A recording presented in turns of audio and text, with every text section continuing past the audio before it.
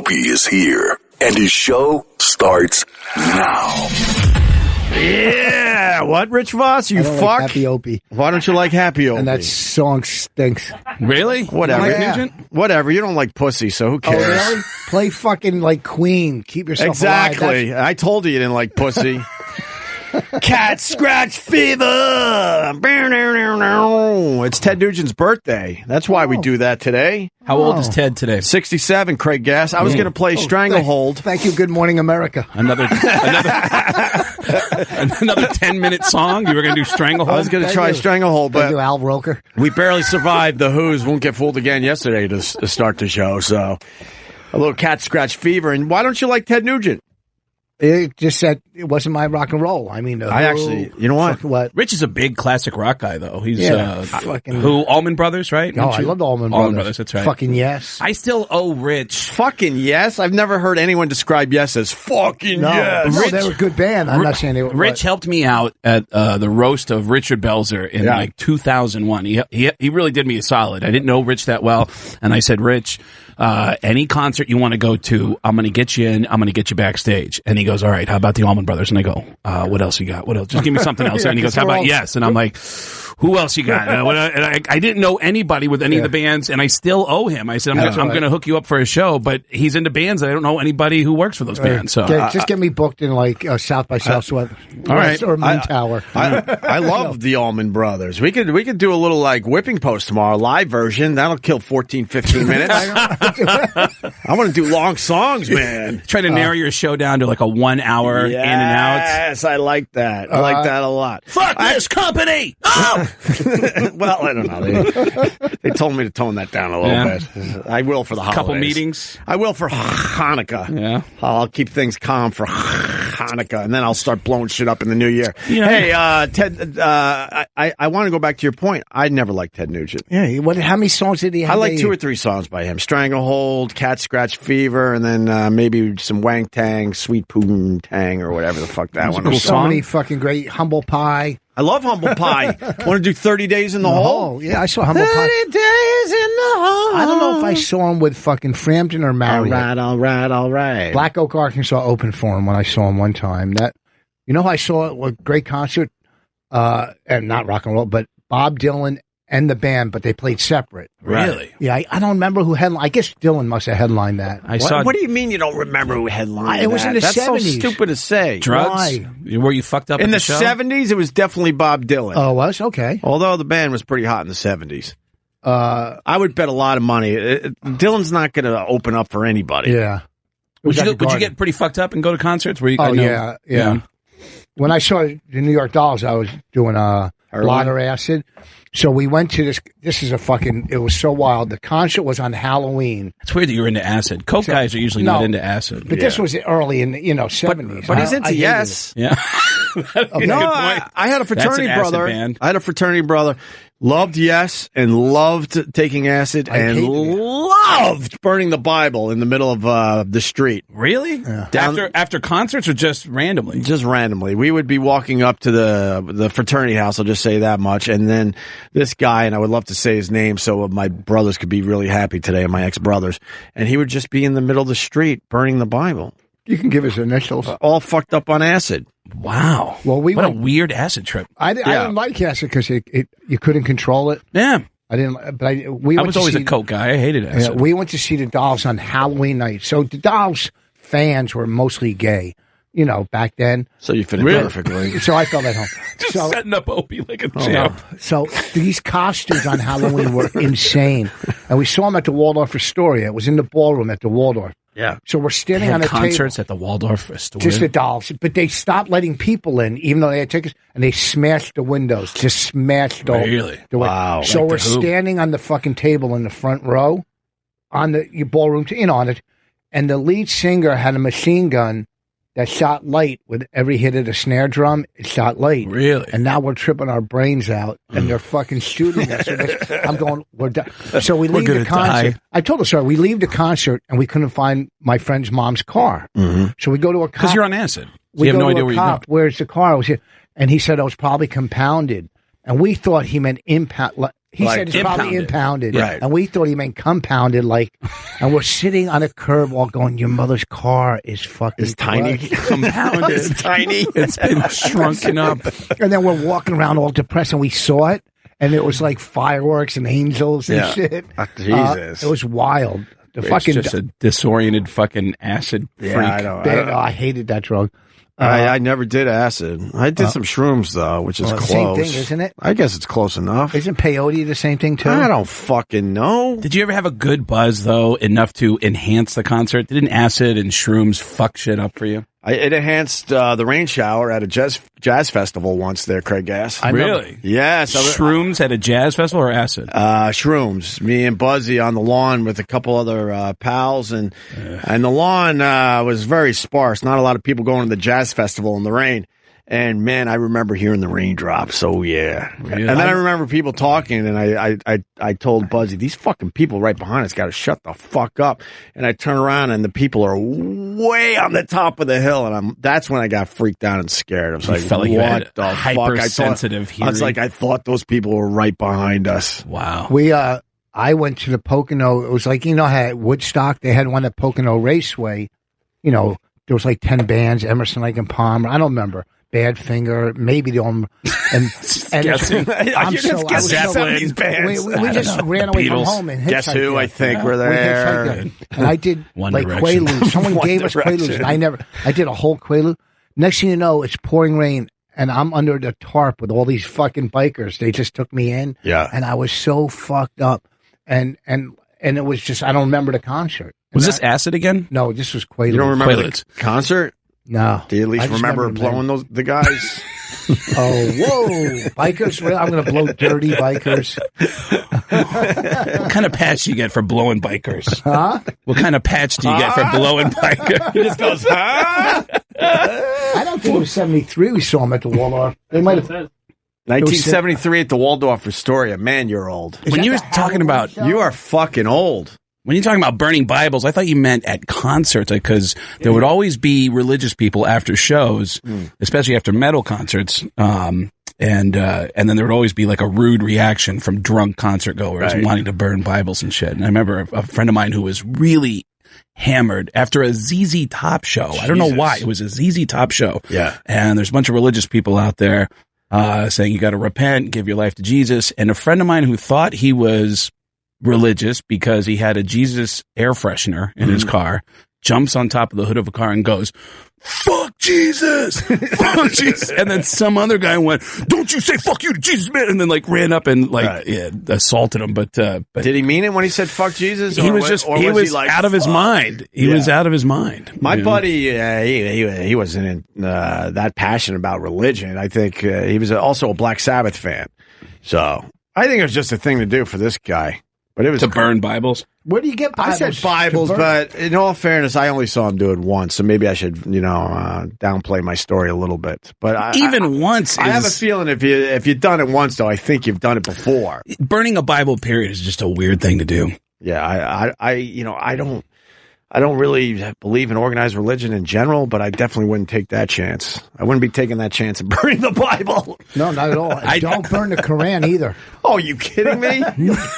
I do remember going to a Metallica concert and snorting a little bit of meth and thinking I have the perfect buzz right now. I had the perfect euphoric buzz on the way to Metallica show, and then it got ruined when we did more meth later. When I used to do crystal meth, like the crank, that the bikers used to ride. I always would bikers. I never knew what the difference was between crystal meth and... What is the stuff You they do now? love blowing bikers. Is that the same thing that they're doing now? I mean, meth is still out there. I always thought it used crank... to be wet and sticky crank. It was fucking...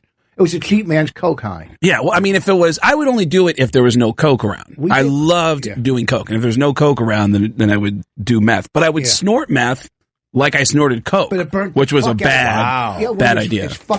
We stayed up for 2 or 3 days once on that shit, but it burnt the fuck out of your nose. Yeah. But is that what that's not what they're doing now, crystal meth. I don't fucking know. I never did meth. That's crazy. Put your headphones on. You're driving me nuts. Why? What's the difference? Because you're moving away from the mic and you don't know that you're like What? You hate having the headphones on, though, huh? Yeah, because they're dirty and disgusting and they hurt your ears. I do remember going to a high school reunion, and I went to go stay with a buddy of mine in Tucson. I went to high school in Tucson, and my buddy, he said, yeah, you can stay at my place if you want. So I go into his house, and he goes, yeah, let me give you a tour. And he goes, so this is where I mix everything, and then we put it in a batter over here, and then we got a little rotation thing we do here, and then we cook everything over here. And I go, what are you showing me? And he goes, Was this meth. Enter the Dragon? And he goes, and I go, this is a meth lab? He goes, yeah. Goes, wow. I go, I can't sleep here in a meth lab. And he goes, it's cool. And the next morning, somebody broke into the house while I was in there. Wow. And I said, I gotta go, dude. How much did he make? Like I don't know how much he was making, but he was always that guy who just was always trying to figure a way to get, like in high school, he was like, dude, all I got to do is drive over the border. That's all I got to do. I just drive a truck over the border, $5,000. Oh, yeah. It's like, well, what if you get caught? And he's like, oh, you won't. Because if you get caught, you just do this, but it's $5,000. Was he driving someone else's shit? Yeah, he was driving somebody else's shit over the border. That was big in Arizona because we were an hour away from the Mexican border. Wouldn't they kill you if you got caught? Yeah. What do you think? I when I lived in Buffalo, I had to go back and forth over the border, and I had nothing in my car. I would be the worst at that. I was paranoid knowing that I was completely, clean and sober and everything else. Just the thought of them stopping me and asking me a few questions, I would just crack. You didn't even have like yogurt or bring your own green tea back then? Fucking homo. I would be the worst, though. I would start panicking and go, why are you panicking? Nothing's going on here. When I was living in Seattle, I went to Vancouver to go see a Marilyn Manson show, and somebody gave me Coke at the Marilyn Manson show because I had a couple extra passes, and they said, I'll give you Coke for your extra passes. Yeah. And I brought about half an 8-ball with me back over the Canadian border. And my buddy said, what if we get pulled over? And I said, I'll just keep it in my hand. Jesus. And I drove over the border, and the agent said, do you mind getting out of the car and opening the trunk? And I got out of the car holding Coke. Come on. And opened the trunk, and she said, okay, you're good to go. And I got back in the car and drove off. That is the dumbest move. Were you shitting inside? A little bit. I mean, in the moment, it's just like you just feel numb in the moment. Like, I'm just going to get through this. I'm going to get through this. You just feel like they could see right through you. I would have fell on the ground and just started crying. If they said, get out of the car, I'm holding Coke in my hand. You're talking about your meeting with Sirius? Yeah. There's just a side of you. There's a side of you that just goes numb when you're doing something that stupid. Yeah. And it's the moment that someone puts their hand on your shoulder that you realize, oh, fuck, I fucked up. But for some reason, up until the moment that somebody puts their hand on your shoulder, you're just numb and going through it and not realizing this is stupid. The closest I came to that, we were doing a gig in Boston, and me and Anthony were doing a live remote, and people would always hand you drugs. In this business, they're always handing you shit. Not in many years. But this guy came over and handed me loose marijuana in my hand. And at that point, I think it was Ann or somebody else, came over with a couple state troopers that were huge fans of the show. And it was in my right hand because the guy goes, hey, he puts out his hand to shake. You probably had this move. Puts his hand out to shake, and all of a sudden I'm like, what the fuck? He's giving me something. I just grabbed it. Yeah. Knew what it was immediately. And I wasn't even smoking or any of this shit back then. And then at that point, I think it was Ann or maybe somebody else comes over with state troopers, big, huge fans of the show. And I'm like now awkwardly shaking with my your left hand. And then I'm like dropping the shit. I remember I was up against the bar. Wow. And I was able to just drop it. I'm like, man, I don't know. I mean, they're saying they're big fans, but fuck. We were copping crack one night. I think it was on 157th, whatever goes up. So we're going up the street after we copped, and there's cops at the corner, and they go, pull over. And I said no, and I took off, and they fucking hit my fucking taillights with their billy club and just smashed but I took off because they didn't chase you? No, they were on foot. They were pulling people over. They're standing there pulling people over, and they go, pull over, and I just took off, and they smashed my fucking taillight. I kept going. Of course you kept going. I wasn't fucking pulling over. Tell you how many times I got pulled over, hammered, and went through the whole DUI checkpoint thing and was let off. And did you do voices to get out of it? Actually, there was one guy who said, he goes, give me your license. Yeah. And then he goes back to his car, and then he comes back with two more cops and says, Mr. Gass, were you ever on a show called King of Queens? And I said, I was. And he goes, all right, listen, here's the deal. You make us laugh. We'll let you go. No. And I go, can I get out of the car? And he goes, yeah. And I go, all right. And I got out and I told him jokes for like, until they got to the point where they said, okay, we got to go. And I said, well, hold on, one more. Let me get one more. And I'm like, yeah. That was your biggest crowd that week. That really was. It really was. Boss It was mean today. It was I knew what I was in for. I actually started watching. When the state troopers pulled up, you hit bonus? I watched Rich Voss videos last night to try to get his voice down, and I ended up just watching him for 2 hours and just laughing. Oh, really? He's just I just love Rich. Just put a whole bunch of shit in your mouth and talk. Yeah, guys. It's not that fucking bad. One fucking letter. What? God. Just saying. SH. Yeah, SH. All right. That's what your killer? I love his confidence. It's old school confidence. Like Bobby Slayton. Bobby Slayton will always pump himself up. And, hey, let me tell you something. I'm the best guy that's ever been in comedy, all right? I'm a headliner. Let me tell you why I'm a headliner. Because when I'm a headliner, you're going to listen to me. Because I'll tell you how to do this. You're not going to learn how to do this until you listen to me.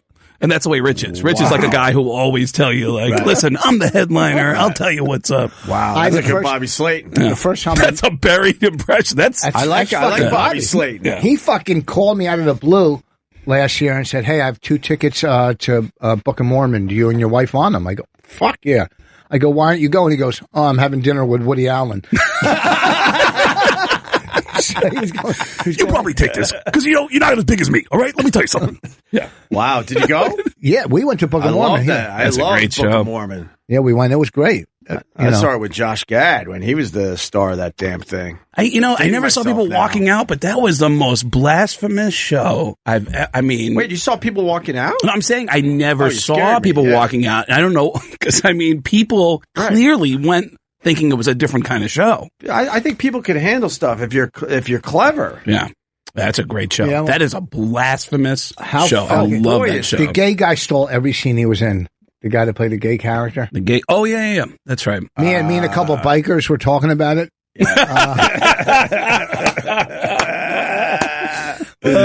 Very good, Voss. Can I say that Rich and Bonnie are sitting on a fucking gold mine? I can listen to them talk for hours, and I feel like I'm in the. I always tell them I feel like I have a cup up, like you're my neighbors, and I have a cup up against the wall, and I'm listening to you guys argue with each other, and I'm hearing the juiciest shit. It's great. Our last 4 podcasts are at another level. I don't know why, just our last 4, but my ex-wife said that. She goes, I can't listen to you guys anymore.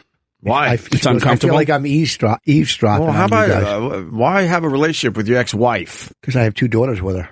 Oh, I forgot about that part. There you go. You guys actually get along for the sake of your daughters? I got along with my ex-wife from day one. There's a few times, though, where Bonnie sounds really fed up, and she's like, I can't fucking handle you anymore, or I can't handle this, or I can't handle having arguments like this for entertainment anymore. Right. And it seems like when the show ends that you guys are about to go into major counseling. Yeah. How about when they get into, Bonnie will say something like, this is stupid. No one gives a fuck about this. And that's when you're like screaming, no, more of this. Yeah. There was stuff. There was one time they talked about breaking up. They talked about divorcing, and they started, like, Rich started walking through. I guess he suspected that she was attracted to a doctor. Oh, Dr. Steve. Was it Dr. Steve? I said she was going to leave me for Dr. Steve. For Dr. Steve. And then Rich starts going, you know what? That actually won't be bad, because then I'll be able to get free medical advice. And she goes, what makes you think I would stay in touch with you? And I went, oh, my God. Oh, my God. Oh. Ouch. Yeah. I'm telling you, the last couple of podcasts have been so fucking good. I want to go to dinner with them and listen to them argue while I just... Oh, it's the same thing. While I quietly sip my soup. I just want to listen to them argue and sip my soup. Yeah, I end up just staring for an hour and a half as they bicker about all sorts of shit and who's going to pull out the coupons to pay for dinner. But my coupon... Get the fuck out. We're high rollers. Oh, you're high rollers now? They invite me and my wife out to dinner, and they're fucking figuring out coupons at the end of the... Bonnie goes to these websites like Guilt and these websites where you can get whatever. Right. I don't know what the fuck. And she goes, oh, I found a nice restaurant. And it was a beautiful place. But that food was good. But then they're arguing, we get a dessert with our coupon. Why aren't you ordering a dessert? I'm like, Jesus, how much money? We'll pay. No, hey, listen. We'll pay if you're pulling out coupons, and we have no problem paying. We're not pulling them out. You get them online. You know what I've always wanted to ask you. Guy loves a good deal. You're the worst. I've had it with you. Let's do this today. Me and you. No. I'll tell Craig to go home and we're going to fucking fight. Go ahead. No. I'll sit back. Let's hear it. I've had it with this guy. Opie versus Rich podcast. Let's hear it. Jesus Christ. My host hates me. My fucking wife, we're nice enough to take out, my name is Greg. The Hughes for dinner. The Hugheses. It was on our anniversary. Yeah, and that was weird, too. I'm like, why are you taking us out on your anniversary? We can do this on another Tuesday. We don't want to be alone. No, it's probably because it was the last day of the coupon. We have a coupon for a boat ride. Of course you do. Opie, how many times have you went? I know you helped him fund the movie, right? Yes, I did. Did you do that more than once? Did you help him out financially more than once? No, just the one time. And then you paid him back, and then you ripped up the check? No, I ripped up the interest. The interest. The interest. Okay. That was a good move, right? That is a good move. Nice. Thanks. And people... good move, right? They're very nice of you. Very nice. We went. You know how many coupons we got with that check? Okay. Takes us out for their anniversary. That's fucked That's up, a right? weird. Thank you. What are you talking about? No. You took out Opie and his wife for your anniversary. Yeah. And then you paid for dinner. Was it our anniversary? Yes. You used coupons on your anniversary? Yeah, we came from court. And they're not from court. Bonnie had a traffic ticket, but I almost got locked up in the courtroom because I remember the bailiff heard me call her a cunt. You're kidding. I didn't know you're not allowed to say that. I was talking to Bonnie. I didn't say you're a cunt. I go, she's and then because they made us go. Yeah, but Rich, you can't fuck around in court. Well, hold on, tell the story properly because I kind of forgot too. Here's what happened. We went to court for slow down a little bit. A dumb ticket where she's going through a light. It turned red as she's going through. Because there was traffic. Okay, but she got ticketed. And she got ticketed. So you got to go to court. So we got there, and we didn't know anything. So we get there, we walk in. Hey, where do we go? It seems like we're aggressive, but we're not because we don't know where to go. It seems like we're aggressive, but we're not. We're going to revisit that line. Okay. Yeah, of course. So already they don't like us. But we were there first. Next thing you know. I'll tell you why. It's because you're not a headliner. Okay. And, so next thing you know, we're there first. Everybody's being called before us. Yeah. And now, because they put our ticket at the bottom. The one lady didn't like us. Okay. And they put our ticket on the bottom on purpose. Yeah. So now we're going last. Then she talked to the prosecutor, because when you have those tickets, you can make a deal with a prosecutor and say, look, I'll pay you. Sure, it's a traffic. Yeah. Whatever. There's usually some kind of a negotiation done. He wouldn't give us a deal. And then we're back in the courtroom. I go, man, she's a fucking cunt. So we're leaving. I just said it to Bonnie, but I didn't say names or anything. And then as we're leaving, she said something to me, and I said something to her. She goes, I could have had Wait. She said something to you, and what did you say back to her? She said something to you.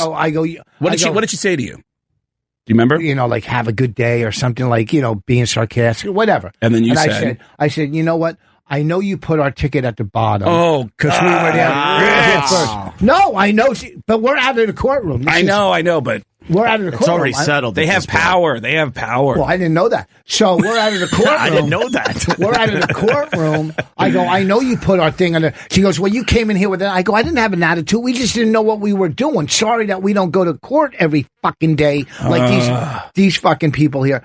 And then she goes, well, I could have had you arrested right in court for contempt of court. I go, we got to go. And then we just left. So we walked out. But how can you get me arrested for contempt of court when I'm talking to my wife? She doesn't know I'm talking about her or anything. I could say anything I want to my fucking wife. And she knew that because nothing happened. Yeah. That's why she didn't have me arrested. Yeah, because she was mad and was trying to say something to save face. Yeah. But obviously they couldn't do much of anything. How are they going to arrest me? I remember going in for a traffic court, and the judge came in and said, I'm just going to let everybody know, when you come up here to speak to me, I want your shirts tucked in. Oh, Christ. And it's like, all right, he's being whatever, but that's what he's saying to everybody in the court. But one guy walked up with baggy pants and his shirt untucked, and the judge was really lenient with him and said, okay, you're all set. And the guy starts to walk out, and the judge goes, wait, hold on one moment. sir, did you not hear my announcement? And he says, oh, yeah. And he goes, put him in jail. He threw him in jail for having his shirt out. For having his shirt untucked. See, that I was in court. There was a judge in Plainfield where I grew up. He was ruthless. And I was in court for traffic, whatever. And this Jamaican guy got in a fight and stabbed somebody, cut him. And the Jamaican guy goes, well, I don't know how to fight. That's why I used a knife. And I swear to God, the judge goes, well, you'll learn in jail. Oh, wow. That is brutal. You know, but there's some moments that you just can't talk back. And there's some moments where you just have to. I went pulled to over by a cop. You're appearing for something in court. You have to just, you just got to suck it up. By the way, before we get too far ahead here, Baxter Buddy 1 on Twitter goes, Voss said he only has trouble with one letter, SH. And GH. You know what? Go fuck yourself. I got 5 CDs, bitch. My last one hit the Billboard charts. All right? Fucking big career. Driving a fucking beautiful BMW, sitting here. I guess my fucking little list has not held me back. I think the guy made a good point. Hey, listen, just because you're on Twitter and you think you know everything, you don't know everything, because Rich is the headliner, okay? He knows what he's talking about. All right? Thank you. Forget about it. When I had roommates, like we were 21, we used to party. Me 2 or 3 roommates. Yeah. So we had dogs. And they always get loose. So our neighbor always would make us go to court because our dogs got loose and went on his property. Why did they get loose? They were sick Somebody of was blowing fucking them. Who's going to tag that? I know. And I'd make my dog. How about you give us a laugh, you fucking autistic fuck? Well, I'm telling the court story. At least Craig Gass is laughing. I'm telling the court. Oh, I'm gonna tell 10 more blowjob jokes until you laugh. Carmelo Anthony over here of the comedy world. So, not fucking giving anything up. I'm telling Jesus. He wants all the shots. No, I was Pass in the middle of a fucking story. ball, you drooling mush mouth. Okay, listener, I'm fucking telling a story. Your dogs. Dogs are loose. So I had to go to court. So I was either playing. So happy when he give him back the story.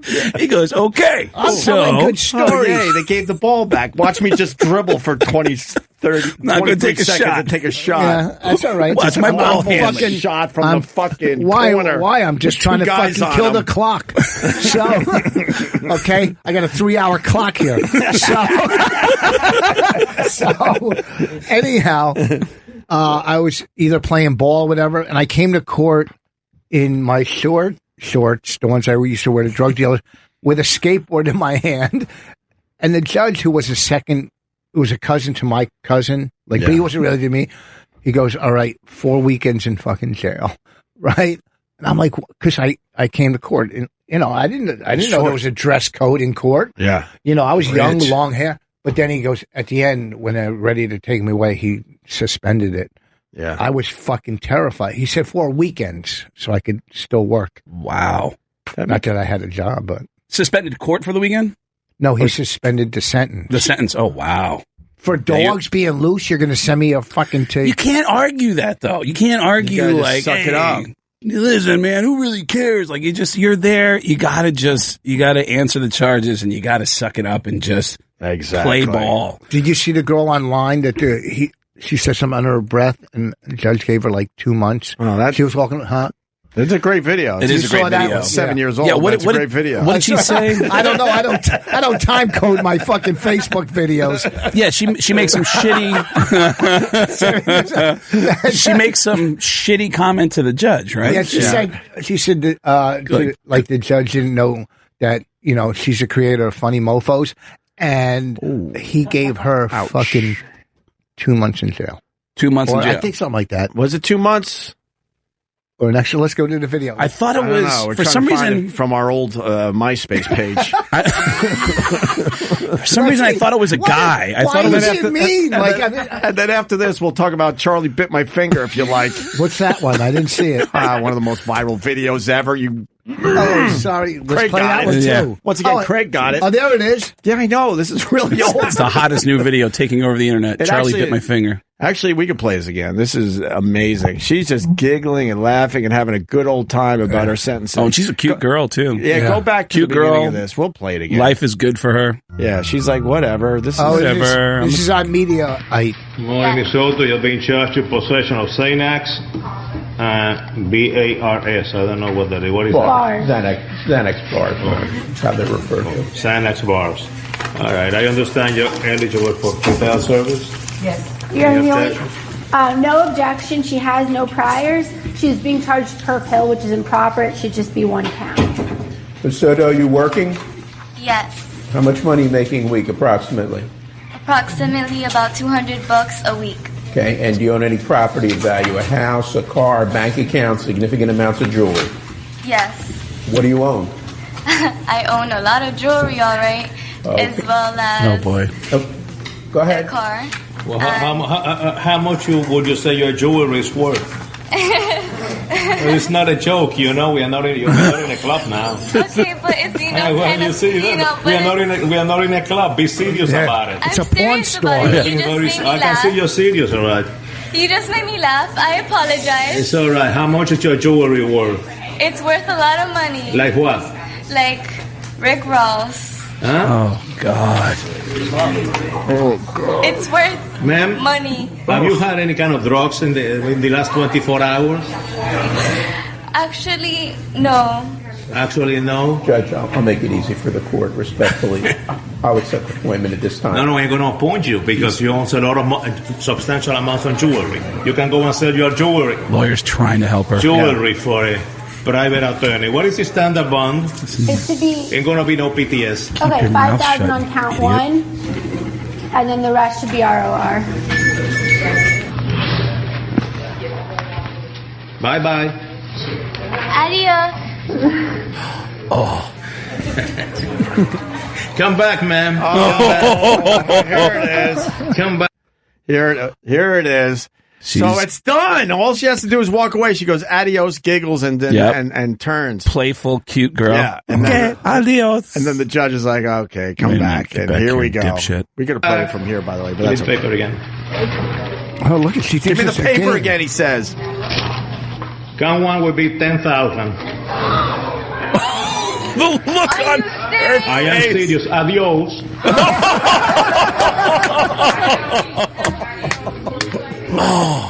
Oh, and she flips him Come off. back again. She flips him Come back off. again. Pause.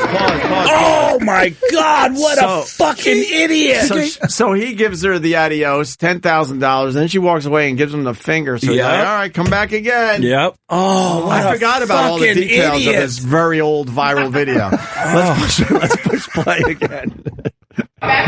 Bring him back again. All right, she's coming back. Give me the paper.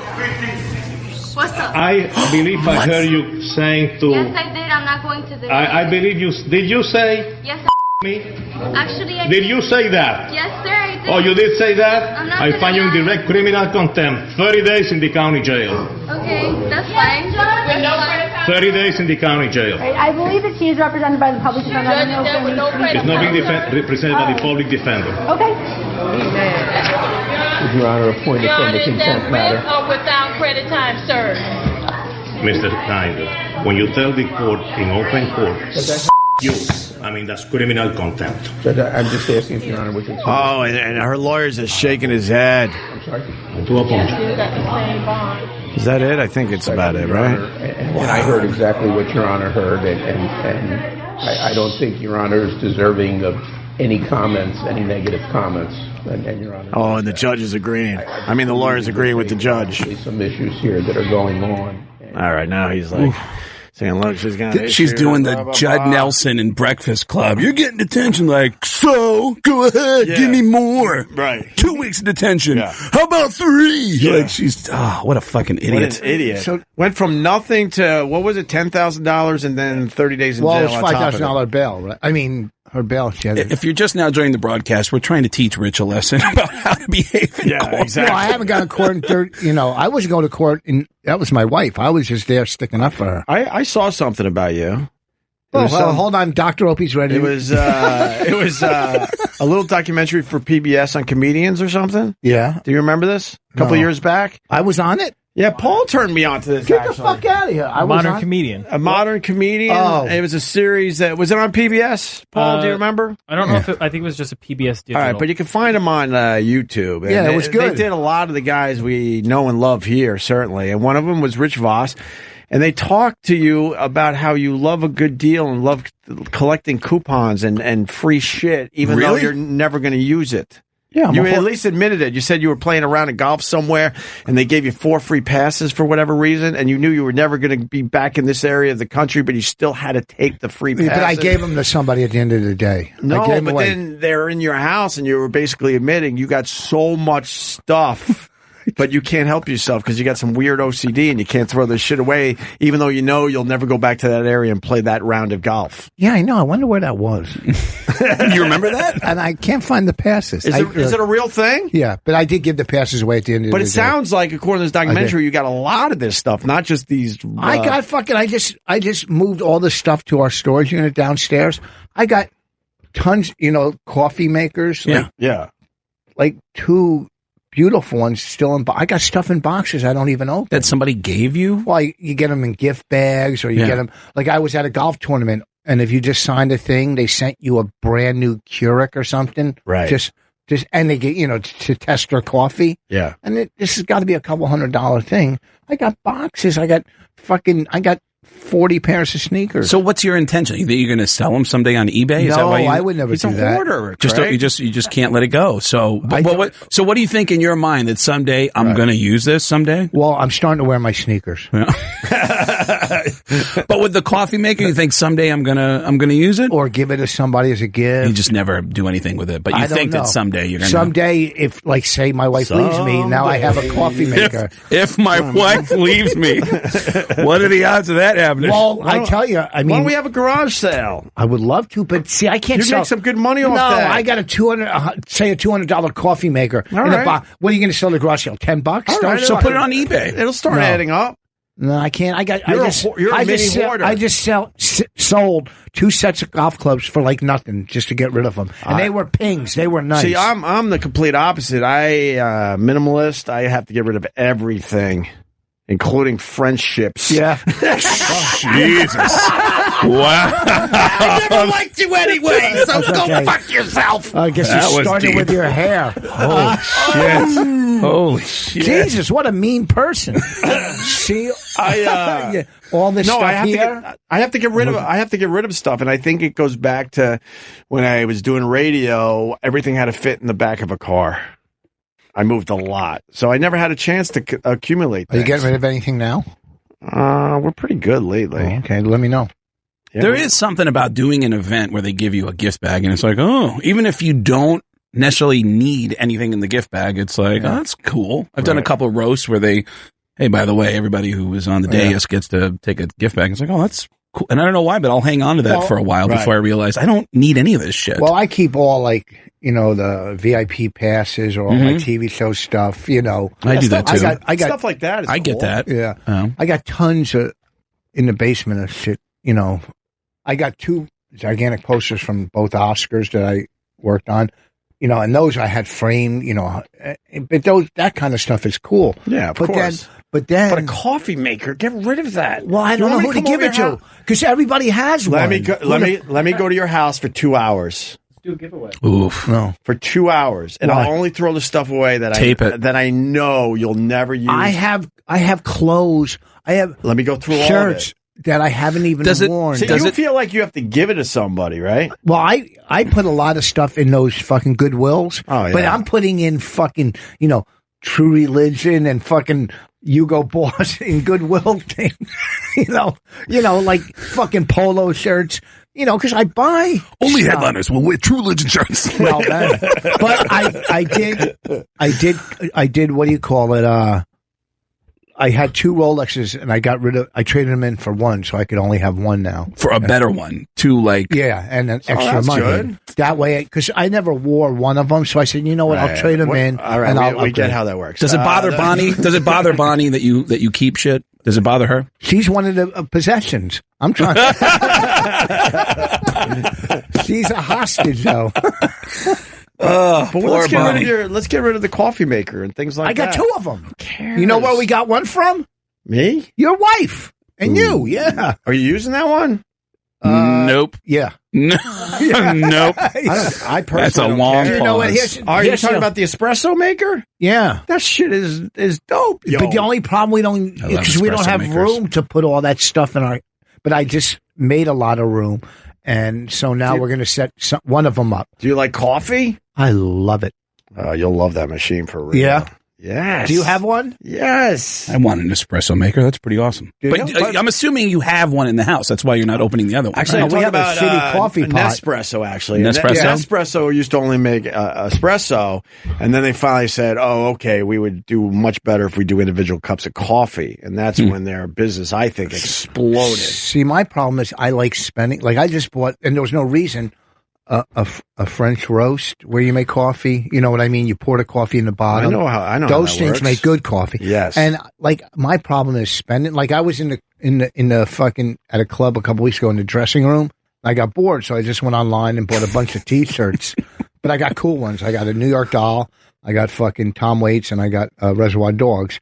But I'm an old man buying T-shirts online because I get bored. And it's time for you to go on stage, and you're still wanting to stay online and keep buying T-shirts? Or? No, it's between shows. Yeah. And I just bought, I get sneakers when the Nikes come out. That's okay. I mean, he's a recovering drug addict. I'd rather have him, how many shopping for clothes and relapsing. How many sneakers do I have? Yeah. Just this year, I spent $3,000 on Nikes, I think. But I just got 2 pairs of Space Jams, which you can't get. He mentioned that before he went on the air, and I was like, what? And he goes, Space Jams. I got, 2 pairs. And I, what? Like, these are sneakers. Those are Space Jams? No, these are 12s. These are 12s. Well, I don't know what that means. Jordan 12s. See, they're very nice. I'll give it to you. Yeah. But I never understood the sneaker culture thing. Here's the difference. I'll get a nice pair of sneakers, but besides that, I just got like 4 or 5 total pairs of sneakers, and most of them are ratty. I probably got knockarounds. 40 or 50. But 40 or 50 pairs of sneakers. That would drive me nuts if that was all in my house. The problem is I go on stage, so I have to, wear nice sneakers. But 50 pairs, I bought a lot of PF Flyers and Pro Kids and stuff. I have no idea what a PF Flyer is. It's before they came out, way before Converse. They were back in the day. So you have to find these on eBay somewhere. No, they brought them back. They're like retro or whatever. Yeah, but they're fucking PF. But I don't wear. They're canvas sneakers. Yeah, there they are. You've seen these, Craig. PF. There you go. Oh, okay. Yeah, there's many versions of those now. PF Flyers. They're fucking. There goes the Space Jams. I don't know.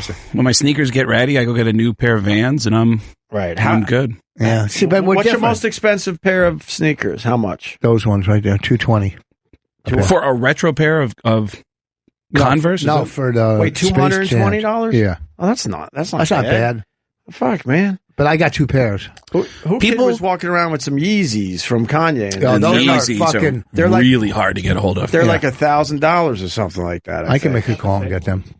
Huh? I can make a call and get those. 200. Oh, really? Can you tell if they're fake or not?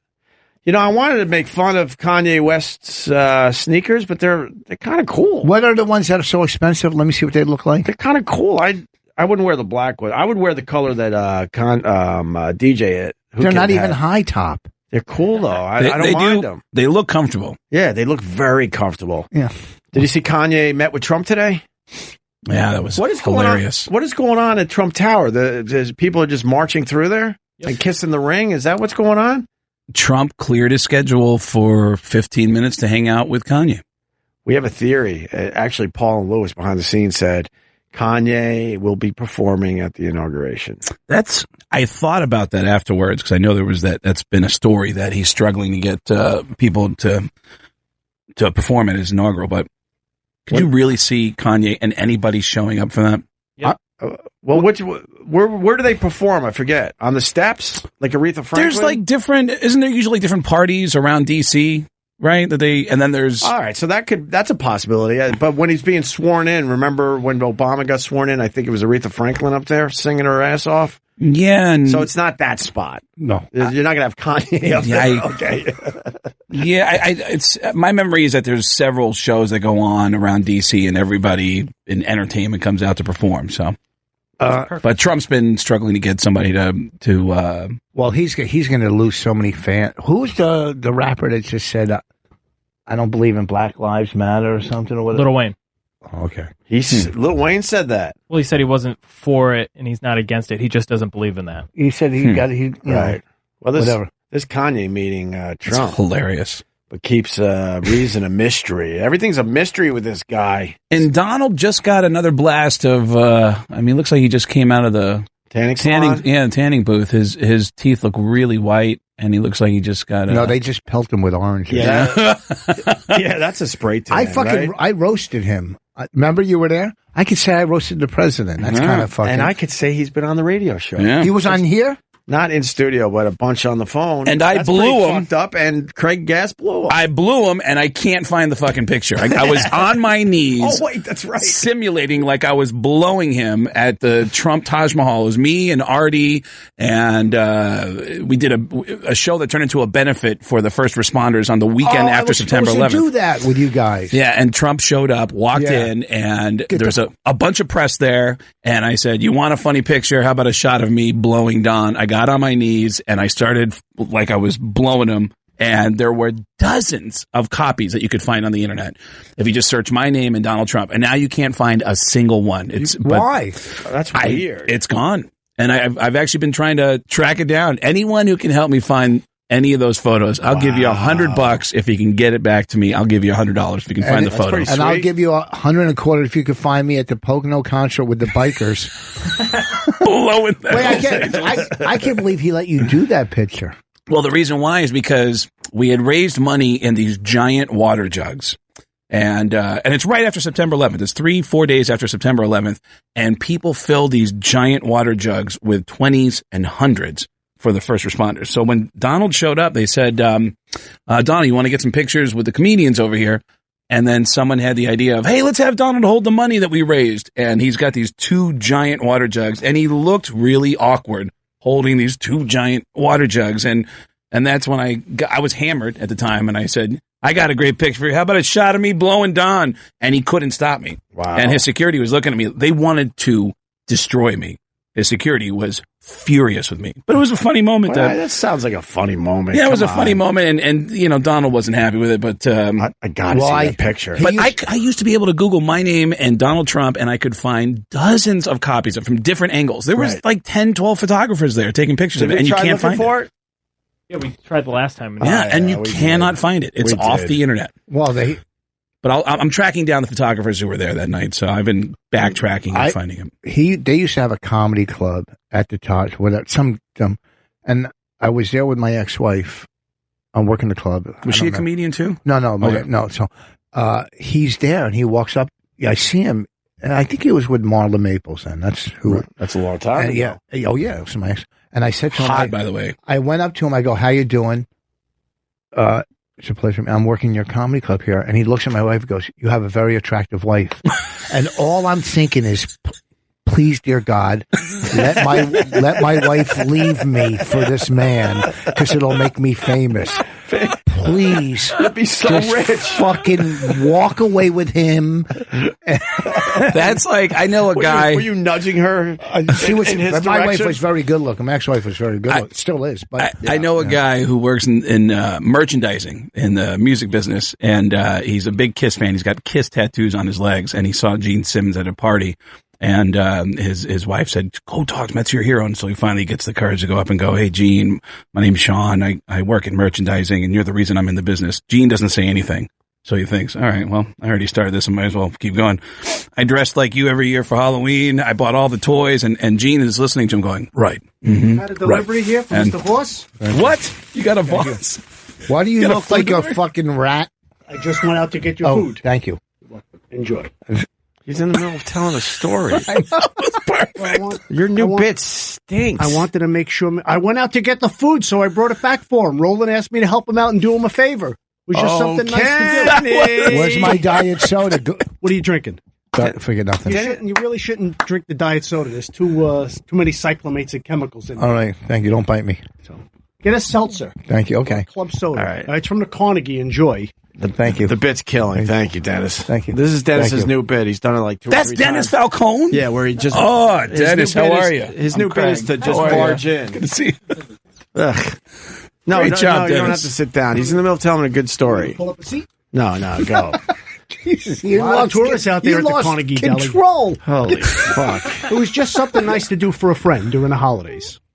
Thank you. What are you wearing? My hat. It's my Kangol. It's not. And I got a little neck warmer on. It's not that cold out. It's not cold out. It's So I played freezing golf out. yesterday. It's not cold out. It's going to be cold Friday. Thermal on. I got a vest. Some kind of Arctic blast Yeah. is heading our way. Cold. Yeah. Cold. It's like winter out there. You know, I wish you were wearing a noose around your neck. I got you the food. I thank you. You know, I already got the food, so what am I supposed to do? All right, enjoy. You want a Thank you. seltzer? No, thank you. All right, Dennis, thank you. Thank I you, mean, though. seriously, Bottle of Craig was No. in the middle of a very good story. All right, let's rewind, Craig. Hit it from the top. Richard. So when you met Trump, was he? Is that the only time you met him? Well, when I roasted him that time. And then when you roasted him, and how Yeah, was he? Did he set up rules for you guys? Wasn't there like a thing No, where you this can't? was at the Friars. It wasn't for TV. It wasn't the TV one. It was after they split up the Friars and Comedy Central. Yeah. But the Friars still did their roast every year. There was like 2,000 people in the fucking Hilton. It was crazy. Oh, that's right. It was And packed. I was scared to death. Everybody killed before me except one person. Like they just killed. Who's the one person didn't kill? I don't know. I think. Oh, you know. No, If you're saying everyone killed but one person, you probably know the name. I don't know. I don't know. I think he's on like Law and Order. Anyhow, Jerry Orbach? no, yeah, Yeah? no. I think Jerry was on that roast that we did of Richard Belzer. Yeah. And then, speaking of who might not have done well. Yeah. But don't get me wrong. Back in the day, he was fucking, great comic. He was a great crowd. He fell off a little bit? Well, 'cause he of all started that doing TV and stopped doing And it comedy. messed him up? Hey, But he was a great comic back in the day. Craig, I want to hear the rest of that story for real. Gene's, well, I know he fucked up the timing and all, I but didn't do still. it. No, I didn't say you did. Well, because Rich told the story about being with his first wife, and Right. Donald comes up, and Rich is trying to talk to him, and he says, you have a very beautiful wife, without even acknowledging Rich. A friend of mine saw Gene Simmons at this party and said, Gene, I just want to tell you, I'm a big fan. You're the reason I'm in the business. And the whole time, Gene is looking at him and looking at his wife, looking at him, looking at his wife, and then he finally goes, right. Are you done? Great. Now, who's your sister? He didn't even acknowledge any of the praise that the guy was giving him. So when you talk about Donald, I feel like he's a similar guy to Gene Simmons. Like But he he's was that nice kind to of, me. He was like, "Oh, it's a pleasure, me." Well, I said I'm working your club, and he was And he cool at the roast. Well, I don't remember. I don't even know if I met him at the roast. I don't know if I talked. I don't think I talked to him. No, no one really got to talk to him. Yeah, I just. But yeah. Because then we had a little thing afterwards. He wasn't around. Do you ever hear about comics getting upset after roasts about things that are said about them? Yes, I've done a roast. Bonnie and I did a roast. It was an in-house for Comedy Central, and in-house. So it wasn't. Someone was leaving Comedy Central, Lou Wallach, who was there forever. Okay, and they asked me to host and Bonnie and a bunch of comics, and me and Bonnie and DeRosa were fucking ruthless. I mean, that's a roast. Yeah, and a lot of the comics seemed like they thought it was a toast, not a fucking roast. And I said that. I go, look, how could nobody they think that? Well, no, that's their mindset. Yeah. I go, no one's getting a fucking watch. Yeah. Okay. They're fucking, this fucking guy got fired. All right. So some people, just a lot of, I don't want to say their names, but a couple of them alternative comics or whatever. Like one guy though was great. He caught on backstage before, and he started writing. He was funny as hell. Wow, that's a ballsy move, because roasts are fucking really long homework assignments. It takes a long time to put together good roasts. Well, I mean, we used to do the ones at Boston Comedy Club, Patrice and Norton. That's the first time I ever saw Patrice. I didn't know. I had just moved here in 1998, and I was living down the road. I was like 10 blocks from Boston. I was living with Mitch Hedberg, and the Boston Comedy Club was 10 blocks away, and there was a roast going on that night. I didn't know who any of these comics were, but they were all amazing. I made the mistake of when I would get a set at 1:30 in the morning, I'd come in at 9 o'clock and watch the whole comedy show. And I'd watch guys like Voss and Bill Burr and go, fuck, I don't want to do this. Like, it was so stupid to watch the other comics because I was just so intimidated by everybody. But at one of those roasts, Patrice was furious that someone was doing their set, and I don't remember who it was. You were there, though. I hosted Patrice's roast. Okay, but I don't know if it was Patrice's roast or one that Patrice was on the dais for, but he was furious that one of the comics went up and started doing their act. And then Patrice walked off stage, went into an office, grabbed an old school Yellow Pages, and threw the phone book at the comic that was trying to do the roast. It was one of the scariest things I've ever seen. And I remember thinking, like, these comics are fucking nuts, man. Well, Erock saying it was Kevin Hart. No, that's a different story. We were fucking... Kevin Hart I'll tell you the story. Okay. Kevin Hart was moving to L.A., and he was having, like, a little thing at Boston Comedy Club. So maybe he started doing whatever. Me, Keith Robinson, and Patrice were in the back room. And there was these, like, 10 phone books. Kevin Hart. There was phone books back there. It wasn't a roast. It was like a going away, thing. Okay. And me, Keith, and Patrice started throwing phone books at him from the stage. Right? I do remember. Yes, that's what it was. I do remember Patrice going, "You're doing your fucking act," and he just looked over and went, "Shut up." It was Kevin. It was Kevin. You guys ever? And he kept doing stand up, and Patrice was furious. You can't tell Patrice to shut up ever. Yeah. We're heading. Well, now I guess. What? He's no longer with us. I do an impression of. Let's hear it. What? Patrice? No, Mitch Hedberg. Oh, Mitch? Let's hear it. What the fuck's wrong with you, you sick fuck? Just play dead. Wow. Right after Opie does a dead guy joke, Rich does a dead guy joke, and we all step away and go. I kind of backed off. I realized that's just that's wrong. We should take our first break. Wow. We got a lot. Yeah, I don't even know if we did anything, but that was fun. We got lots to do today. We got Judy Gold coming in. We also have the Santa story. Did you see the Santa story? Yeah, no. It's brutal. No, I'm trying to find the audio. They interviewed Santa. Dude, there's another brutal story. Did you try to watch Monday Night Football last night? I watched the first half. They put a story on right before kickoff, and I went, what the fuck? They put on a heartbreaking fucking story 20 minutes before kickoff. That was brutal. What was it?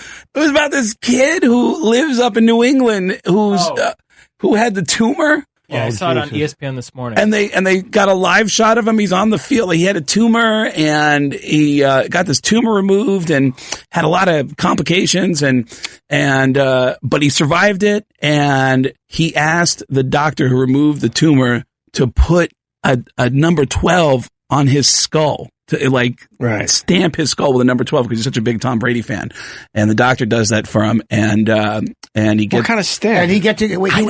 Was it a tattoo? What kind of stamp was the 12? You know what? You gotta see the story. I don't know how they do that, but they put a 12 on his skull. He got to go to the game. And he survives all of that, and then he finds out a few weeks ago that the tumor's back, and it's way more vicious, and he 12 times as much. 12 times as much, and he says he said they got him on TV, and he says, if there's anything you could have, what would you want? And he said, I just don't want to die. I don't want to die. And it's like, oh my God. And they show him he's on the field. Tom Brady met with him. It's an amazing story. Right. But holy shit, it was brutal. That's fucking horrible. It's and right before kickoff. Right before I'm getting ready to watch the game. Good game. I got food. I'm ready to watch it, and I'm starting my period because of this. Can I ask you a real, what's the purpose of that? Did they end up raising money for other kids, or what is the purpose of that to make us feel incredibly sad? And the end game of the story is he's on the field for this game. Right. He's going to watch Brady on the field, but he's got just a limited amount of time left. It's fucked up. He's 10 years old. It's fucking horrible. They asked me to come do that at the Giants game because I have a herniated disc.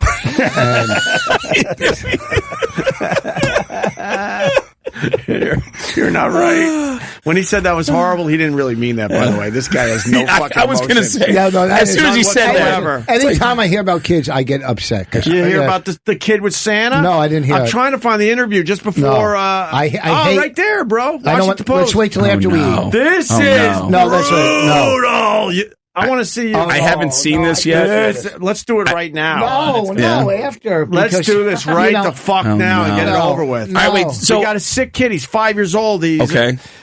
His last question to Santa was, "Can you help me?" Have you seen this yet? I haven't seen it. I heard the story, but I haven't seen it. Do you know when I saw Southpaw, I had tears in my eyes. Can we get Rich to cry for the first time in his life? I cried when I saw Southpaw. Yeah, make it more about you. You're the one who just said I have no emotion, you fucking asshole. But you cry at a dumb movie? Yeah, because it was about a lady. Oh, yeah. Well, some movies make you. This is real life. Tear you up. I'm not watching. Although someone is bitching in Hollywood about how they're pulling this bullshit for the Oscars with these sad movies. What does it have to do with the Oscars? How does this video tie into the Oscars? No, well, with what he's saying with sad movies and stuff. Maybe it is a stretch. Was it Morgan Freeman? There was an article. All right, I got to find it during the break, but basically saying it's bullshit what Hollywood's doing. They're getting these really fucking sad movies out there in time for the Oscars. Here's the story. All right, here you go. Terminally ill Santa 5-year-old Claus boy. and a dead baby. Why are you playing this? It's sad. I want to see if you have any emotions. Hold on. Stupid.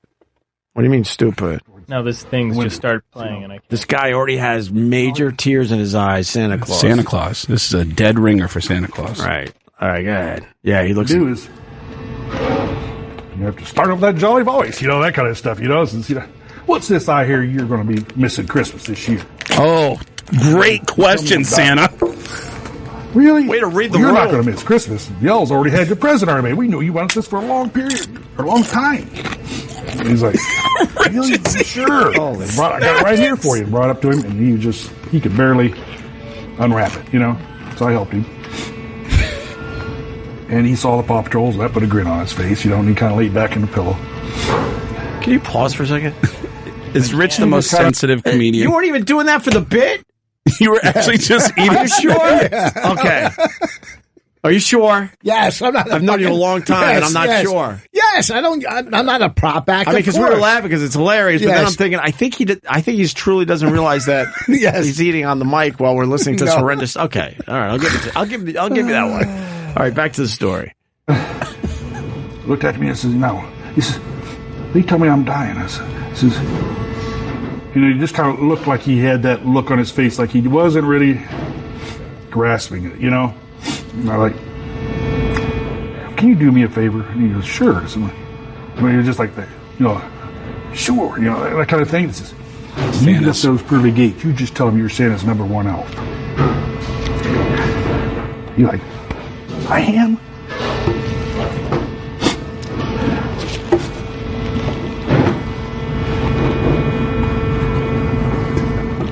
Santa's losing it. You sure are.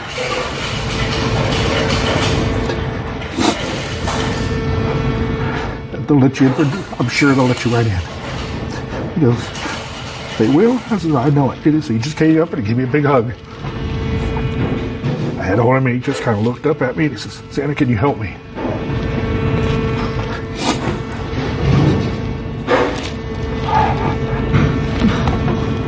And that's when he passed. I just felt him go limp.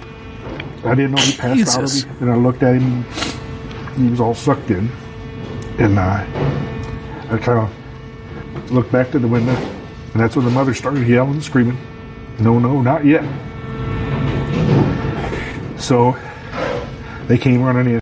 There was a parent there, right? Going, "Can you hurry it along? We've been waiting 2 hours to see Santa! This kid is dead, you stupid bitch! Right. Oh, what the fuck is wrong with you? What the goddamn..." Santa throws the kid on the ground. "You insensitive cunt! We've been online for 2.5 hours. Oh, that's horrible. Wow. That's brutal. I go back to this. Well, there's no reason to keep. Why you watch?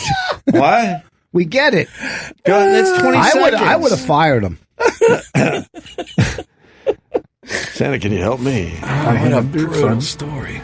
I took off running, literally. falling just like I have now. I'm sorry.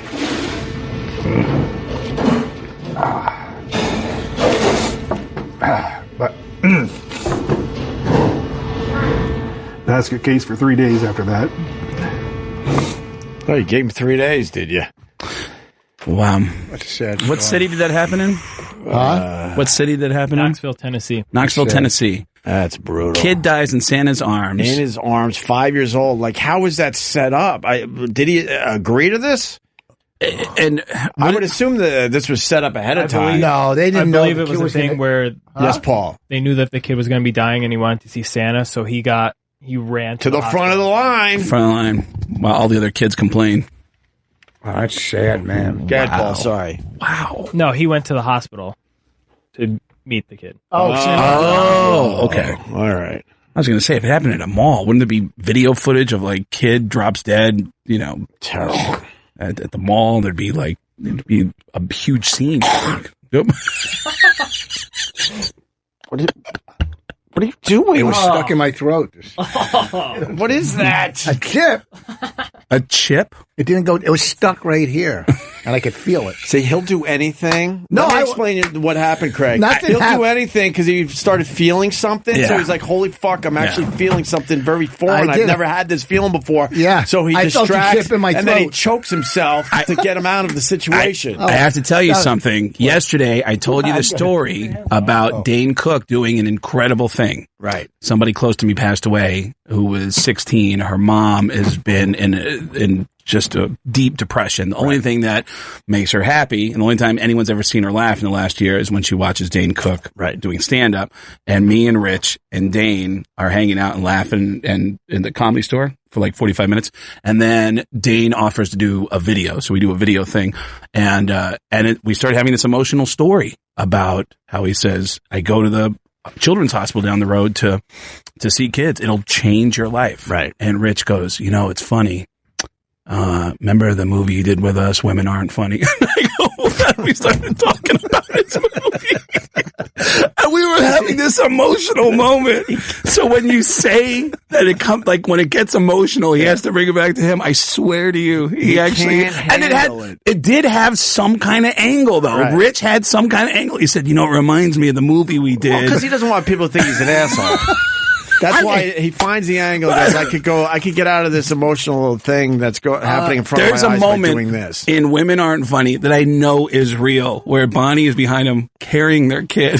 Rich walks in first into a building, opens the door, and lets the door slip. Yeah, well, right in her face. I know that's real. I know that's a real And the choking moment. thing. He set No, that was up. act. No, I didn't. You set that How up. can you set up choking? Also, Unless you're with bikers. We're in the middle. No. Right in the middle of a story. Can you play that again, Eric, possibly? I remember the sound? when you were telling that Dane Cook just now. I go, why is that story so familiar? Yeah, that was. You don't it even was remember having that conversation? No, well, you were at the comedy store. At in the back Comedy room. Store, in the back That was so room. nice because he made a video for the lady, right? Yeah. And that was like a. He's it was not, a, you know, people. He's a fucking good guy, Dane. Like and that night, that's when, like, I've always gotten along with him, but that night when we were all hanging out, and Dane was telling us shit that I was like, wow, this is some really personal shit. Like, I remember just throwing out, like, you know, I always heard there was a rumor about, you know, whatever, and he was like, well, here's what happened with that, and he was really casual and cool, and then he did that thing for me, and then told us a story about hanging out at the children's hospital. I got a guy, Kevin. He's one of my regulars. I want to hear Louis Anderson be the Santa in that situation. Oh boy, it was terrible. That baby was hanging out of my arms, and I just got so hungry. I just dropped that baby off and just went and had some apple pie. Oh yeah, that was great. That's my Mark Gastineau impression for some reason yesterday. Yeah. Mark, did you see the picture of Mark Gastineau? No, what are you doing? I can't do a Mark Gastineau impression, so I started doing Louis Anderson because he looks like that's Louis. Mark Gastineau these days. Hey, remember me? Yeah. Oh, I used to fuck people up in football. Yeah, now, oh boy, do I love chocolate. Oh yeah. You're late. Hey, You're Judy late. Gold! You're late. It's Judy's show! It's Wow, you got Judy's makeup on. show! I had an audition. Hi, honey. You look so good. All right, we got to take a break. While you do hugs, we do have to take a break. You have an audition? Rich. Don't start being an asshole. No, I'm Rich! What? Focus for a second. We got to play this clip, then we got to take a break, then we got to get Judy on because we're like 20 minutes late for a break. Cool. Eric is going to. So the setup is it's getting pretty emotional here, and this guy doesn't want to deal with any emotions. So then he starts, quote, choking on a chip. We got the audio. Good. Video footage of like kid drops dead. Terrible. At the mall, it'd be a huge scene. Yep. What are you doing? It was stuck in my throat. Is that today? That just happened right before you walked in. A 5-year-old dying in Santa's arms. This guy doesn't want to deal with emotions, What so all of a sudden happened? he's choking on a chip. A 5-year-old died in Santa's arms? You look great with makeup. Thank you. Holy fuck. Wait a minute. Should walk around like that more often. Yeah, but then I have to put it on. Wait, tell me what happened. Horrible. You're Like, so you did an audition? Who's the Santa? We did the whole story. You're late, or you would have been part of it. Like, Was you got, it in a... All right, I can't help if there's fucking traffic. Did you have to wear sneakers or just traffic on the subway? You live, you live on the one No, line. I took a car. Listen. Oh, all right. Listen. So there's a kid dying. He's 5 years old. Not funny. This is brutal. Yeah. And Santa went to the hospital To see him. and basically the last question the kid asked was, "Can you help me, Santa?"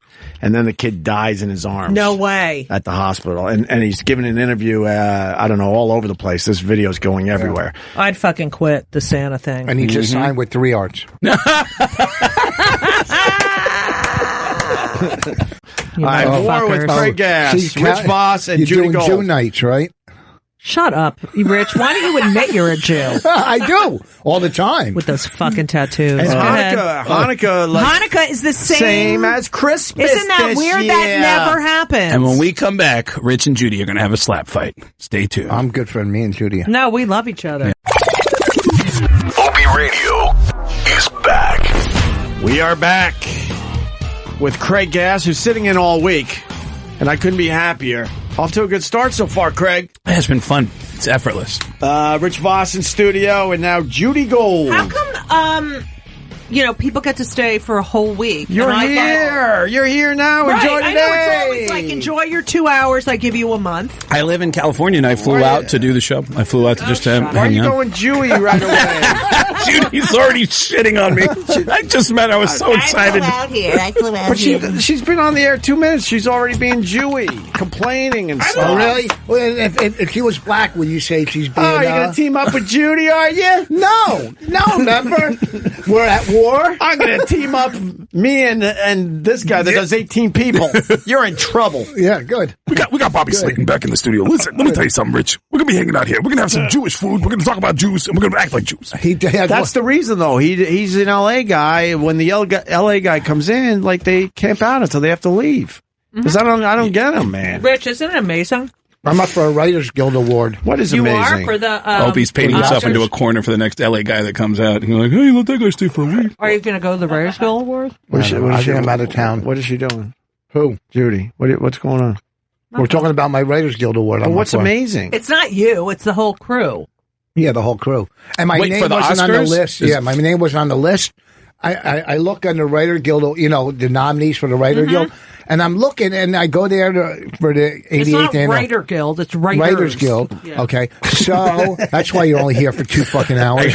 So I'm looking at it. Wait, my name, let me choke on a potato. okay, well, we know what it's not going to be. So anyhow, on one of Rich's videos I was watching last night, in a special, he's got a couple words that he mispronounces in his special.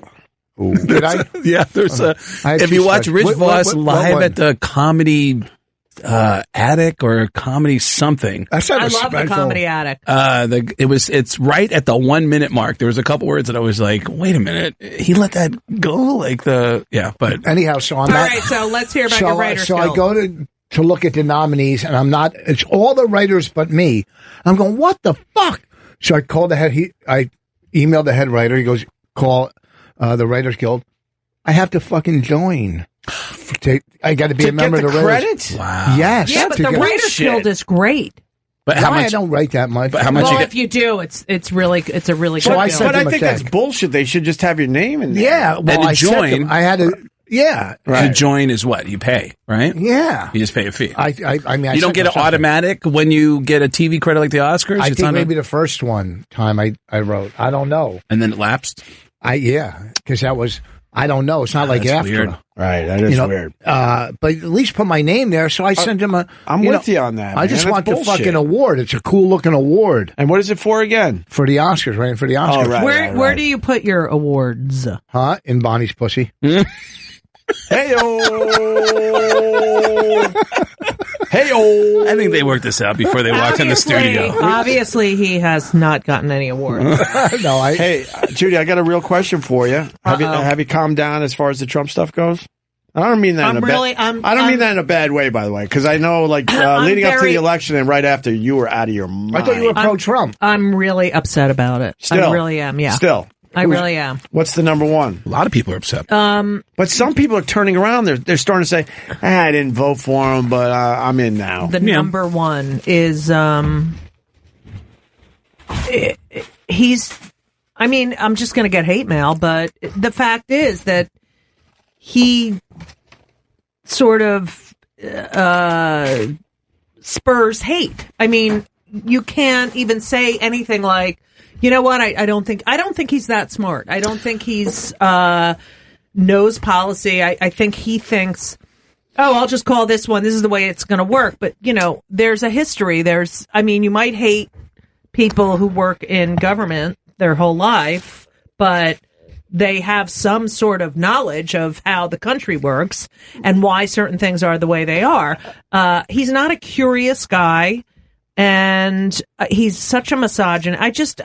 You know what? It's just really upsetting. I think he's going into this going, I'll just hire the best people and I'll just sit back and watch. But they're not the best people. Like, Rick Perry doesn't even know what the energy... How unbelievable is that clip? He forgot. That's pretty wild. He forgot that. He said he's going to eliminate... He's at one of his debates. He said Steve he's Perry gonna, from Aerosmith? No, shut the fuck Perry, up. this is a real shit. During the debate. He couldn't remember, and that's what he he's said going to be running now. eliminate 3 departments. One of them was the Department of Energy, but he couldn't remember that one during the debate. So I just have to correct. And that's what he's going to be the And head one of the 3 he wants to eliminate, that's what he's going to be now running. Here's the clip. It's just amazing. Have to correct. People are yelling out Journey at their speakers. Rich meant Journey. But what did I say? Aerosmith? Aerosmith, yeah.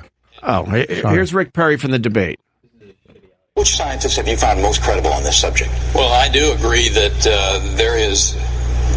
the science is not settled on this. The idea that we would put Americans' economy at jeopardy based on scientific theory that's not settled yet. Oh yeah, that's a different clip. Yeah, it's not the one. I do have to say that climate change is one of the things that really it's a hoax, right? Is concerning me.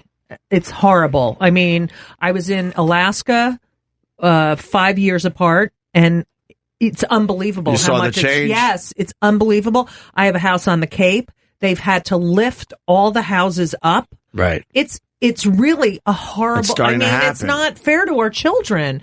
It is. Just stop. You know, there's science. It's happening. Well, there's a lot of deniers out there. Yeah, that I don't know. believe There were in Holocaust deniers deniers, too. Yeah, the denier. That's Trump's one of them. He doesn't believe in Right. this. It's ridiculous. And he's putting people in place that also feel the same way he does. Right. So He's putting our kids' lives in jeopardy. I'm sorry, but it's. What do you mean they're lifting your houses in the Cape? Like, you got to pay to have them put...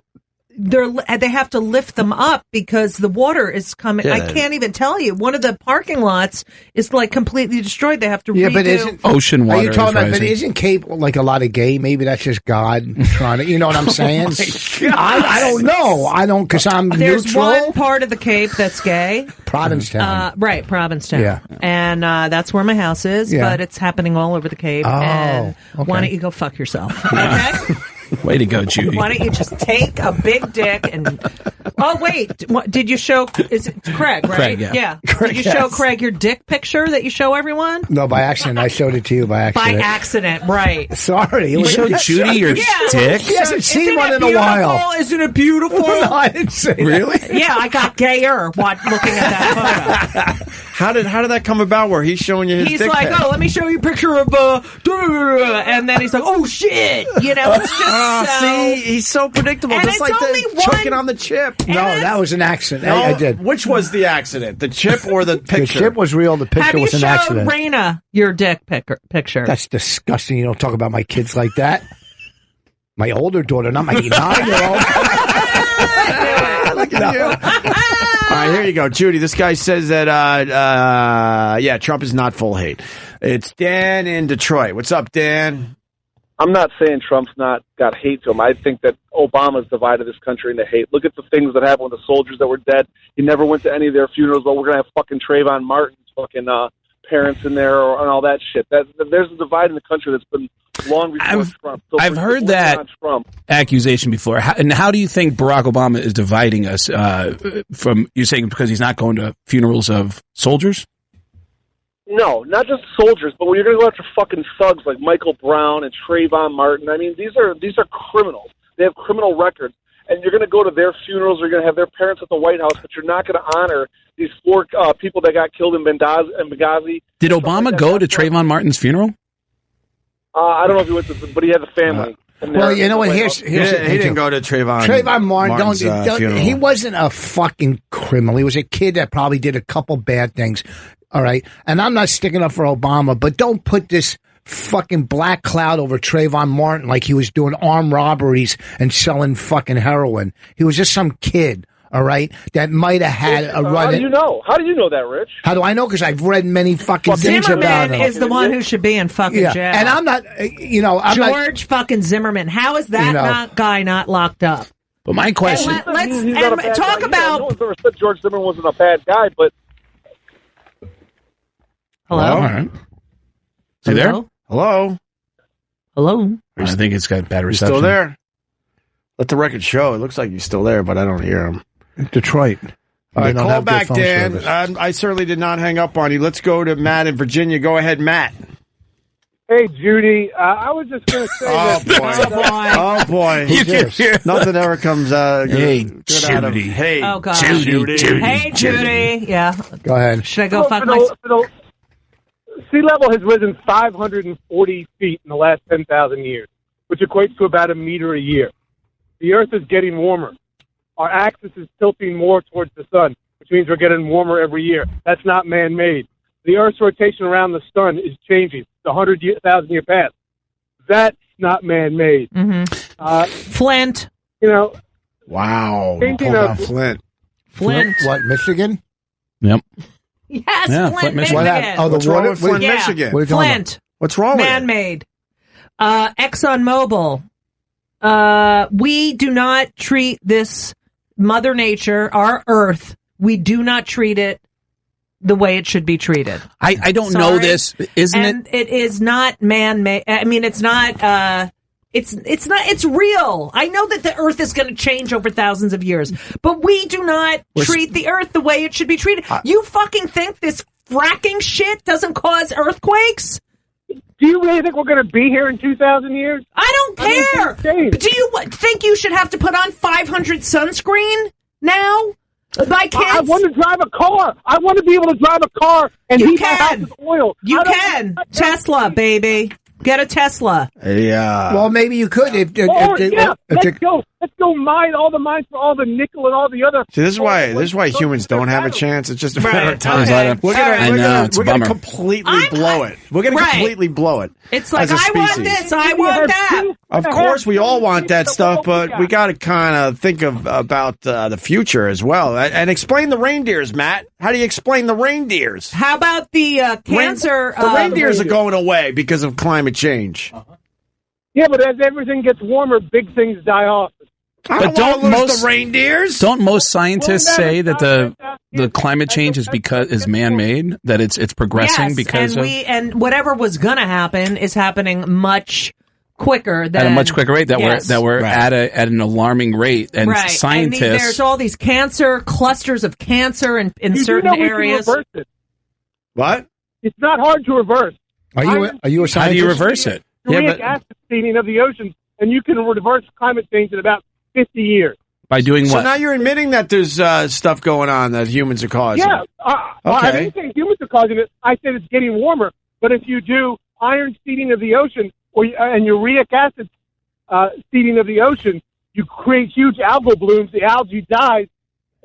That's a huge carbon sink that brings the carbon into the ocean, and that cools the atmosphere. Why is there a... I guarantee this guy doesn't get laid. I have to say that, He knows there too was much. recently a whale in the Hudson River. These animals... In the Hudson? Yeah, they don't know where the fuck to go Bobby anymore. fell in? They don't know where to go because of the climate change. They don't know where the Do you fuck know how they're going many, we see whales now in Oh, that was solid. Provincetown, like you're just sitting on the beach. Right. And I'm not talking about the lesbians. Good night, everybody! You see a lot of bears there too, huh? You know what, Rich? Wait, whales are supposed to be up in Provincetown. Not where there's not right 5 off the feet shore. From the shore, dying. Right, gasping for air. I'm just. Is the caller still whale there? in the Hudson? Is the caller Have still you there? ever been with a guy? No. Yes, you have. No. You No. let a guy blow you? Would I? You did, Voss? You did. No. Wow. Never. No, I did. Wait, I didn't We've say been I waiting did. for this moment for 10 years. No, I didn't. It's all right. No. You'll be all right. Matt, go ahead. Craig wants to know. Yeah, I wanted to ask you, where are you getting the information that you can actually reverse it in 50 years? Where did you find that information? Google. Google iron, putting iron into the ocean, or Google, but it's in environmental and marine ecology textbooks. Yeah. So if we can reverse it, isn't that something we'd want to do to reverse that? No, you want all this shit to be done by somebody else. Okay. Yeah, a lot of people want we put off everything, going, the next guy will take care of it. We don't want to deal with this stuff because it's tough and it's heavy lifting. I mean, if we in fact can reverse it, then why wouldn't we try to reverse it? Because clearly this is something that's going to hurt us. But you can reverse it here in America, but they're not. China's not going to reverse it. Japan's not going to. They're not going to reverse it. And Trump certainly isn't going to go down that Global road. warming is the best thing that could ever happen to Canada because the wheat belt goes higher. It opens the Arctic to all the shipping lanes. It would be the best thing that ever happened to Canada because it exposes the whole ocean wide and gives them a huge agricultural boom. So that's the upside of global warming. And what's the downside? It depends on where you live. There are people who will make it, and there are people who won't. Well, the downside is if you live in a poor area and the water's rising, they're not going to take care of those areas. I laugh when they have the stories about Manhattan going to be underwater. No fucking way. There's too much money in our area, so they will figure out how to. We talked about this last time. There's no fucking way they will allow it to happen. Do you in Manhattan. see the unbelievable weather that we have? Like these storms in places that have never had storms. I mean, this is ridiculous. It's kind of exciting, though. That part of it's exciting. I love them. I'm a fan of Carlin when he talks about that type of stuff. You sit back and just watch out and hope for it to get like even a worse. bad case of fleas. Oh, I thought I was the only one. Like I thought I was the devil because when I see twisters or hurricanes on TV, I'm going, this is fucking amazing. I was going to say Bonnie's somewhere listening to this going, he is the devil. You're not like a storm chaser. Of course they look cool on television. No, Carlin talks about how we all secretly hope that it gets worse. Yeah, if it's not affecting you. He had a brilliant bit about that whole thing. Yeah, that if there's an accident, it's like, where's the accident? Where's the accident? In the other side of the country. Oh, yeah. Wanted to see the accident. He talks about fire starting in California, and he wants to see him sweep entirely across the entire country, if I got the bit correct. Matt, can we move on? We got so many other people that want to give their opinion on this. Bye-bye. Judy got us going with this Sorry. Trump guy. Did you see what he did to Mitt Romney? Yeah. What he did to him? It's coming.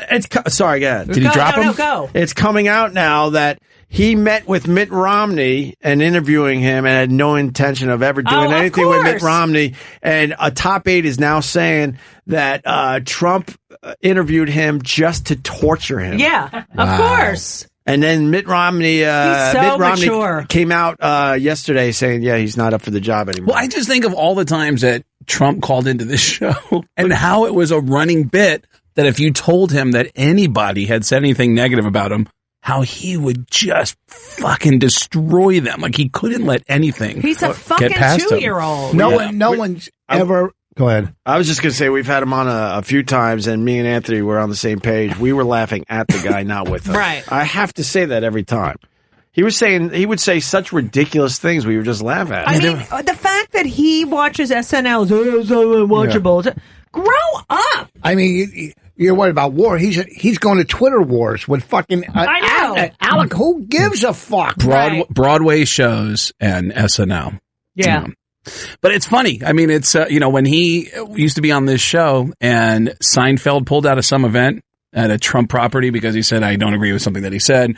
And Donald Trump actually said, well, let's be honest. Seinfeld's not funny. I was like, what the fuck? But he thought he was funny before he pulled out. Yeah. And if you're nice to him, Kanye West shows up at the Trump Tower today and he says, you know what? I really like Kanye. He's a good guy. I really love him, and he's a good dude. The guy is going through a psychological meltdown. He's like, how did he get clearance to meet with the president-elect? He's having a psychological meltdown, and he got to all meet that with stuff about Trump and how he would have voted for him if he had voted, and he didn't even vote. Right, Judy, I got to say, he's entertaining though. Who, Trump? Yeah, some of the I stuff, know, some but of the aren't stuff you is fucking entertaining. scared? A little I'm bit. entertained and scared. I'm scared about the, nukes, something like that. Yeah. But some of the stuff is entertaining. He set up Mitt Romney. He has basically a red carpet at the Trump Tower where these people are marching through, and he has no intention of hiring any of these fucking people. They're all going upstairs to kiss the ring. They're all meeting at the fucking at Bedminster, the golf course up by my house. It's beautiful, and he's having all the heads, all these fucking people there. If he makes it past the Electoral College, I really believe that sometime in the next couple years, the conversation of nuclear war is going to come up from him. This whole Russian thing is unbelievable. Yeah. That they're fucking, it's just incredible. What's weird is that he's shitting on the CIA. Yeah, he's sorry. shitting on the CIA. On the CIA. I didn't want the Electoral College to go. So there's a few people that are going to cast their vote. Yeah, but they need against, 57 38 or 38. Yeah. One of their members. I was close. You don't fuck with the CIA. I don't think it worked well for Kennedy. Yeah. Good point. But yeah, someone in the Electoral College put out a video. It was on not saying they did anything. Michael Moore's Facebook page. He's got a link to a video. I believe it was on his page. A member of the Electoral College was explaining what they need to do. Look how cute Craig is with his eyes. Wow.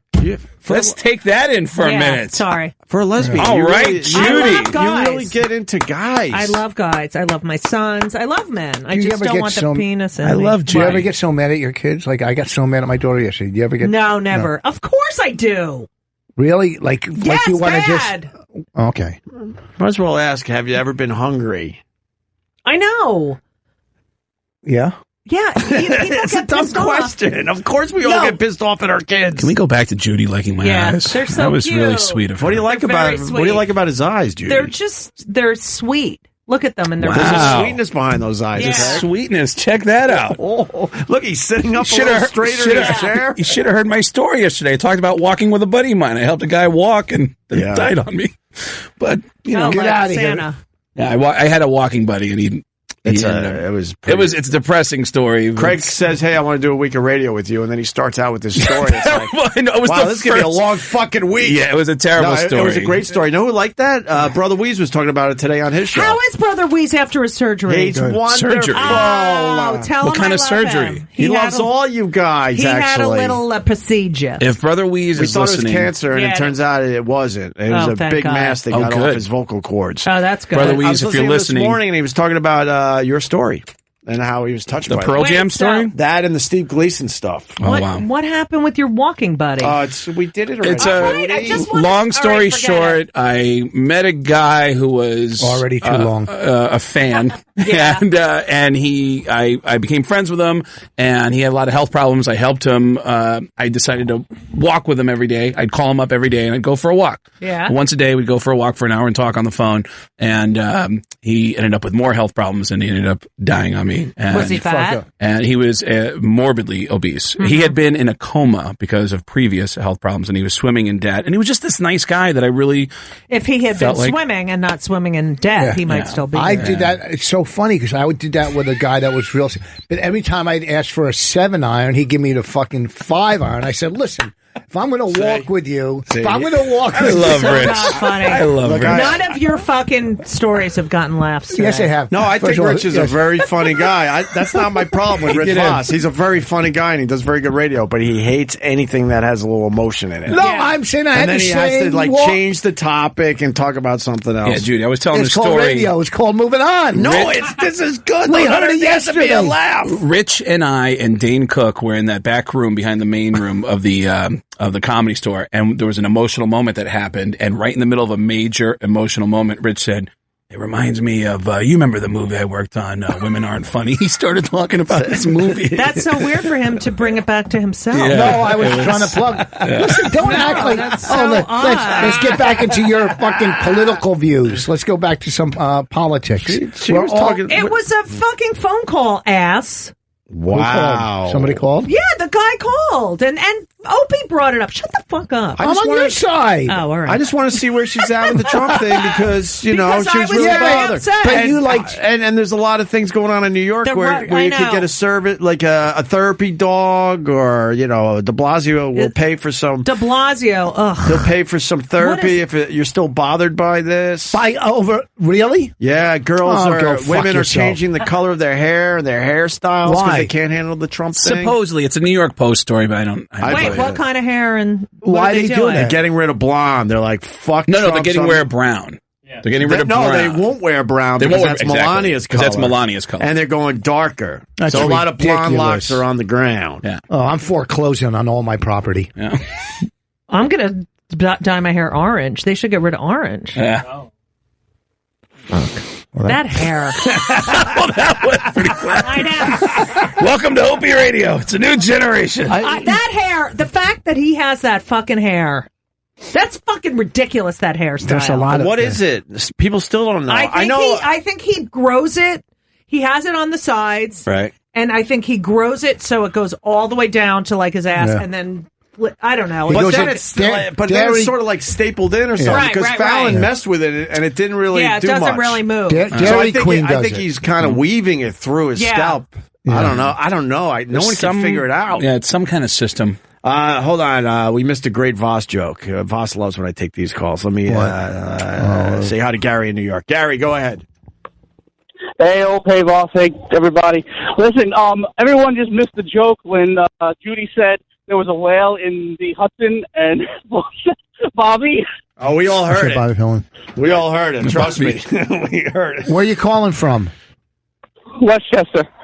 Doing the show in Westchester? No, I was no. Are you? Is that anywhere near Buffalo? 2 tickets I'm going to sell. Westchester. No, He doesn't give you where know Westchester I is. know. I'm just plugging Buffalo. He doesn't give a fuck where the guy lives. He was just hoping it was close enough to Buffalo so he can Sell sell him it to his fucking plug. 2 I know tickets. this guy. I know I all his haven't tricks. been in Buffalo in so many years, and I love it there. My I don't want favorite, helium. I my don't want- favorite Rich Voss tweets Thanks, aren't Gary. even Rich's tweets. It's Bonnie retweeting every person who contacts her to say, "Can you please tell Rich to unblock me?" And she'll retweet all the people. You know what? who campaign. Anybody, first of all, that has something negative to say about me and doesn't follow me is getting blocked automatically. If you're not following me and then you have something to say, bye. Yeah, You don't even follow me, so I get that. You know, but is it something that you're on the fence about, that you're not sure if it's a insult and you're thinking like, I don't know if I don't go back to follow. I don't follow. Go all the way back on all the other tweets. I go for what's right in front of me. Wow. But do you what if have- the guy's having a bad day? But sometimes I see a guy's having a bad day. I'm like, all right. And what if you're missing the tone? What if you're missing the tone? That's why you do go back into the tweets. You realize the guys that just hate your fucking guts and will never like you. Yeah, you can You're look like, at somebody. okay, why am I dealing with these type of people? Then there's some people that just had a bad day because you go back in their tweets and they're like praising you for So, other like, shit. if someone tweets, they should have a second Holocaust just for you. Is that just a bad day? So wait, might have a good argument there. You got my tweet, Judy. I like might have a makeup. good argument. I like makeup Judy. Yeah. Makeup Judy's mean. I'll do makeup, Judy. You know what? I Judy. have not You're seen mean. Judy out of makeup. Really? Yeah. First I time I've usually seen her don't with the wear makeup. Because I'm thinking watching her on TV, and Right, I've right. never seen her in person without makeup. You're going to take the makeup off? What are you No, doing? I was actually going to put on some. What did you audition for? Oh my God! God. You know, because we I'm want not to. saying- I want to see her read. I mean, I'm happy that our career's going Well, well. maybe Rich, she'll do a read now. You think Rich wants to know if there's a role for him? Is Yeah. it? No, I don't care. I gave up. No, on it. I don't. let me tell you what's happening now. Stop! I wanted to see. I'm giving away all your tricks. We're just going gonna to hear- audition for, and then it's going to lead to what he has auditioned for. I have not recently. auditioned for I anything. swear to you, I did bet not. I shot 100 2 pilots, but I didn't All right, audition. Then let's sit back and let the conversation unfold. I'm not Go ahead. saying what I No, I auditioned just for. wanted. Did you It's have a to show. read? Did you have to like memorize a lot of lines? Yes, I How many? memorized lines. How It's many? actually the second time they asked me to read another scene. So On TV? it's, For a for TV? a show on television. Bravo? Yes. No. Really? You're good, huh? It's a callback. You went to the producers. Oh my God! How old are you? I'm Jim David. So, how'd you get that? Okay, is that it? That was the whole. No, I just want to know. I like. It was. It's amazing how people like actors. How they like. I was watching. I don't know what it was. No, I don't know what it was, but the fucking dialogue had to be like 10 fucking pages long, and how they. I was talking to Dove too the other day. How they can memorize like 5, 6, 7 fucking full pages. Don't you watch for the different camera angle and go, okay, obviously that's where. They cut that's it. That's where he didn't have to memorize any more lines at that point. Yeah, but they still have to know 10, like 5 or 10 pages. What do you for their audition? Yeah. Oh, for the audition. Are you good at memorizing? It takes me a while, but once I get it, then I get better at it when I read it over and over again. Yeah, you have to keep doing it. You start cutting grooves into it, so you can get inflection, and you start to feel it, that it's not just words. I watched a great movie last night. It's one of the best movies I've seen in years, and it's from 1984. I didn't know what to watch, so I text Judah. I said, and he said, watch this movie Birdie with fucking Nicolas Cage and fucking Matt. Fucking Nicolas Cage and Modine. fucking Matthew Modine. Have you seen this fucking What's movie? the movie about there, boss? It's so fucking What's good. it about, though? I don't want to get involved in that. What's it about? You brought it up and you don't. I thought somebody told me about this movie. I thought somebody would have saw He the doesn't movie. know what it's about. I do. I thought somebody would have. I thought somebody would have saw the movie and said, "Yeah, it's great." Opie, why do you think he brought it up? Why do you think Rich brought it up? That one I don't know. I'll tell you why. Strange one. Because when I see a good movie, I tell the public. I'm starting to go back and think of my. About two guys that grew up together in Philadelphia that were best of friends. They both went to Nam. Yeah, and they come back, and one's all fucked up. One loves birds, and it's just the acting. It's this guy. Matthew, what's his name? Modine is so fucking good in this. Judy, the movie was just good. An annoying grandfather. This guy, Matthew. What's his name? Yeah. It was a great movie. Well, it's from 1984. Birdie is a 1984 American drama film. Mm-hmm. Let's see. The film stars, okay, you got Modine, right? Nicolas Cage was ripped in that, too. He's fucking ripped.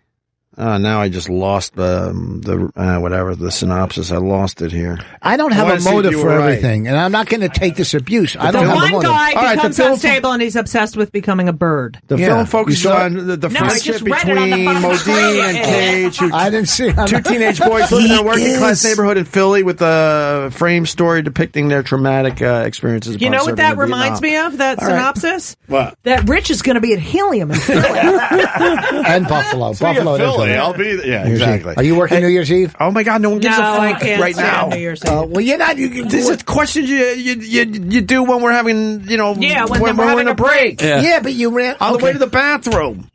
I'm gonna go to the bathroom with her. I don't know what bathroom she uses. You have one of those funnels? It depends on which day it is. Some days I'm a girl, and some days I'm a boy. I'm sorry. I don't care. I'm starting to go back on my run-ins with Rich, and I'm starting to see what you're talking about. Like, I remember seeing him at the...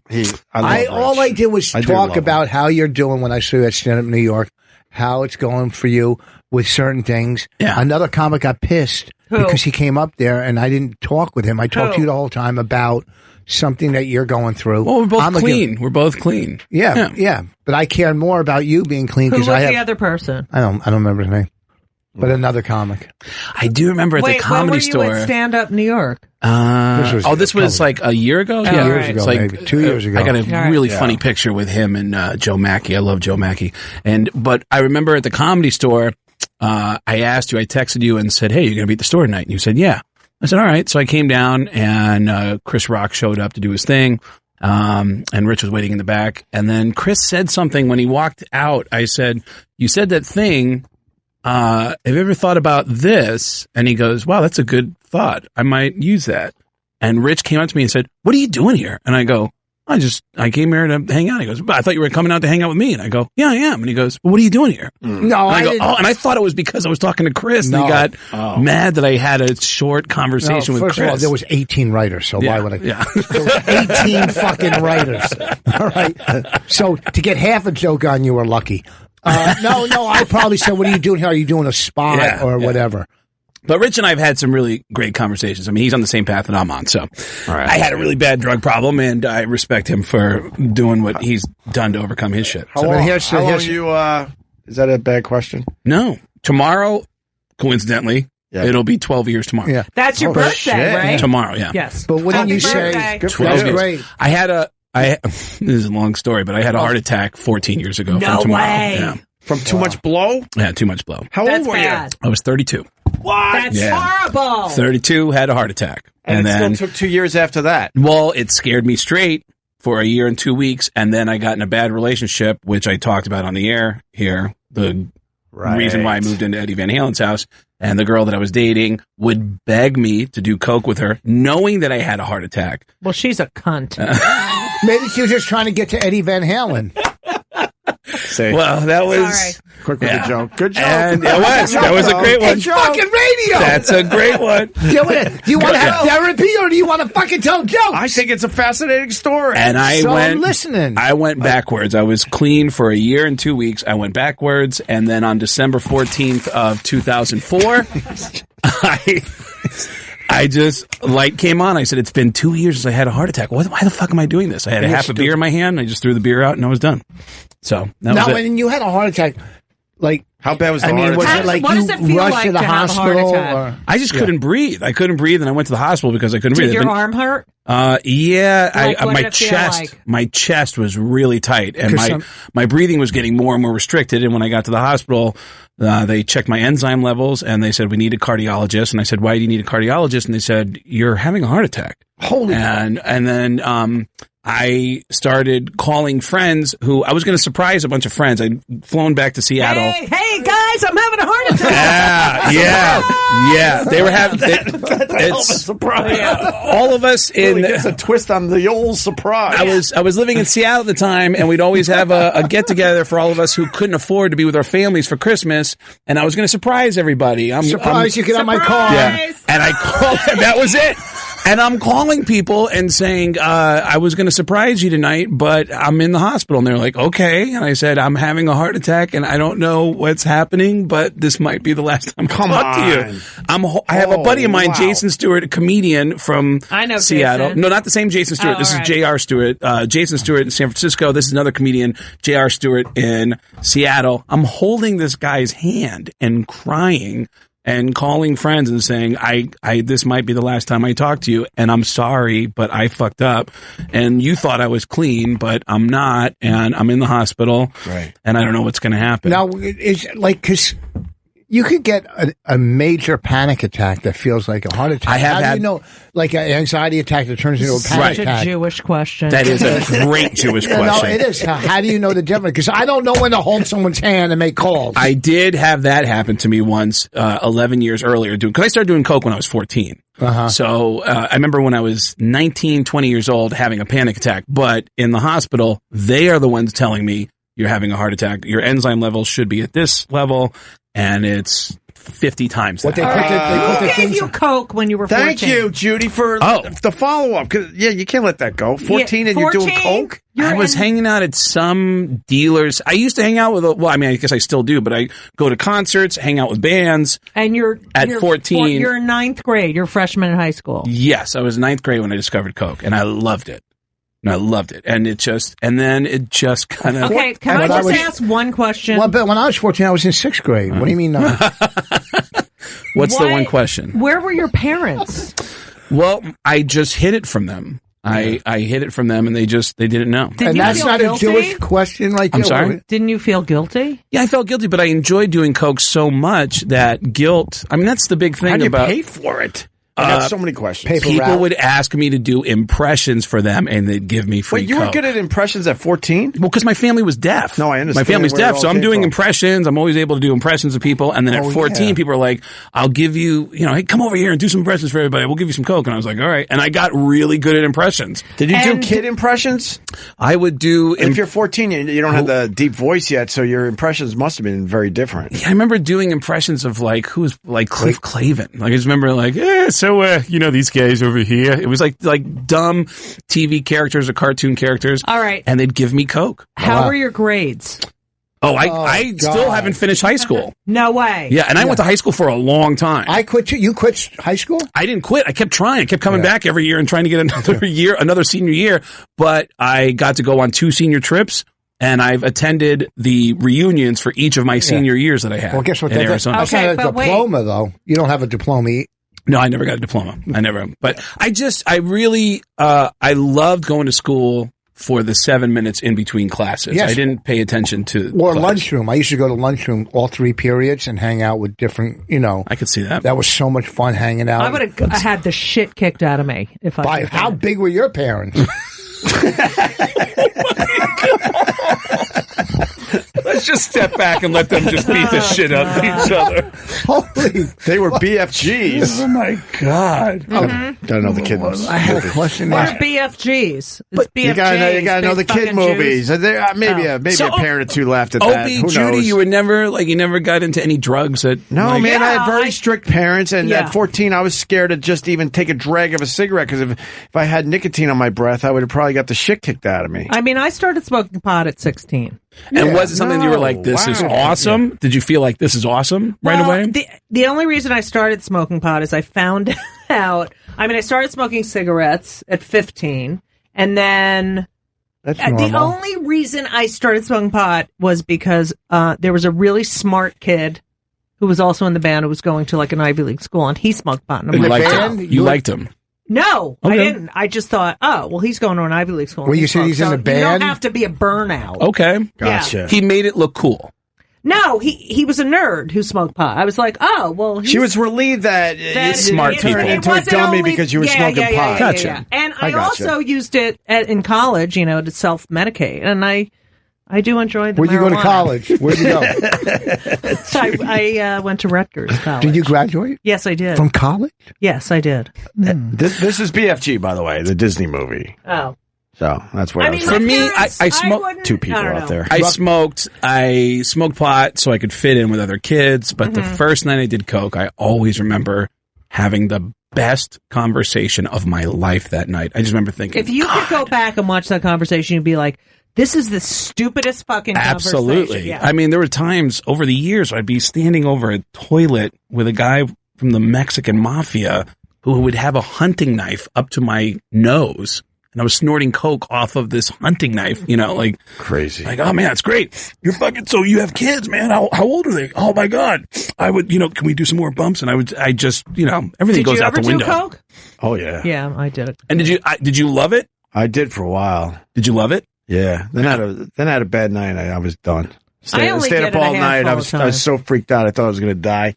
And heart palpitations, all of that. All that. And yeah, I did the old school. I feel like there's more to the story. I feel like you're kind of glazing over. What do you mean? Well, you said it's like, it's all that. But it scared you. What was it about it that we were scared drinking. you? We were also smoking pot, and then we did a lot of blow. And then I remember just having one of those moments like, just get me to the morning, and I'll never do this shit again. Because you just felt uncomfortable in your skin. And I'm telling you the God's honest truth, I never did it again. I was 20. All right, this is the last time I did it. 23. I was about the same age, and I did coke. I had an internship, I think. No, I must have lived in New York already. I don't know. And someone said, "Oh, I went to the bathroom." And they're like, "Oh, do you want?" Fuck. Spilled some water. That's we're getting to our coke stories. That's the wettest you're going to be in years.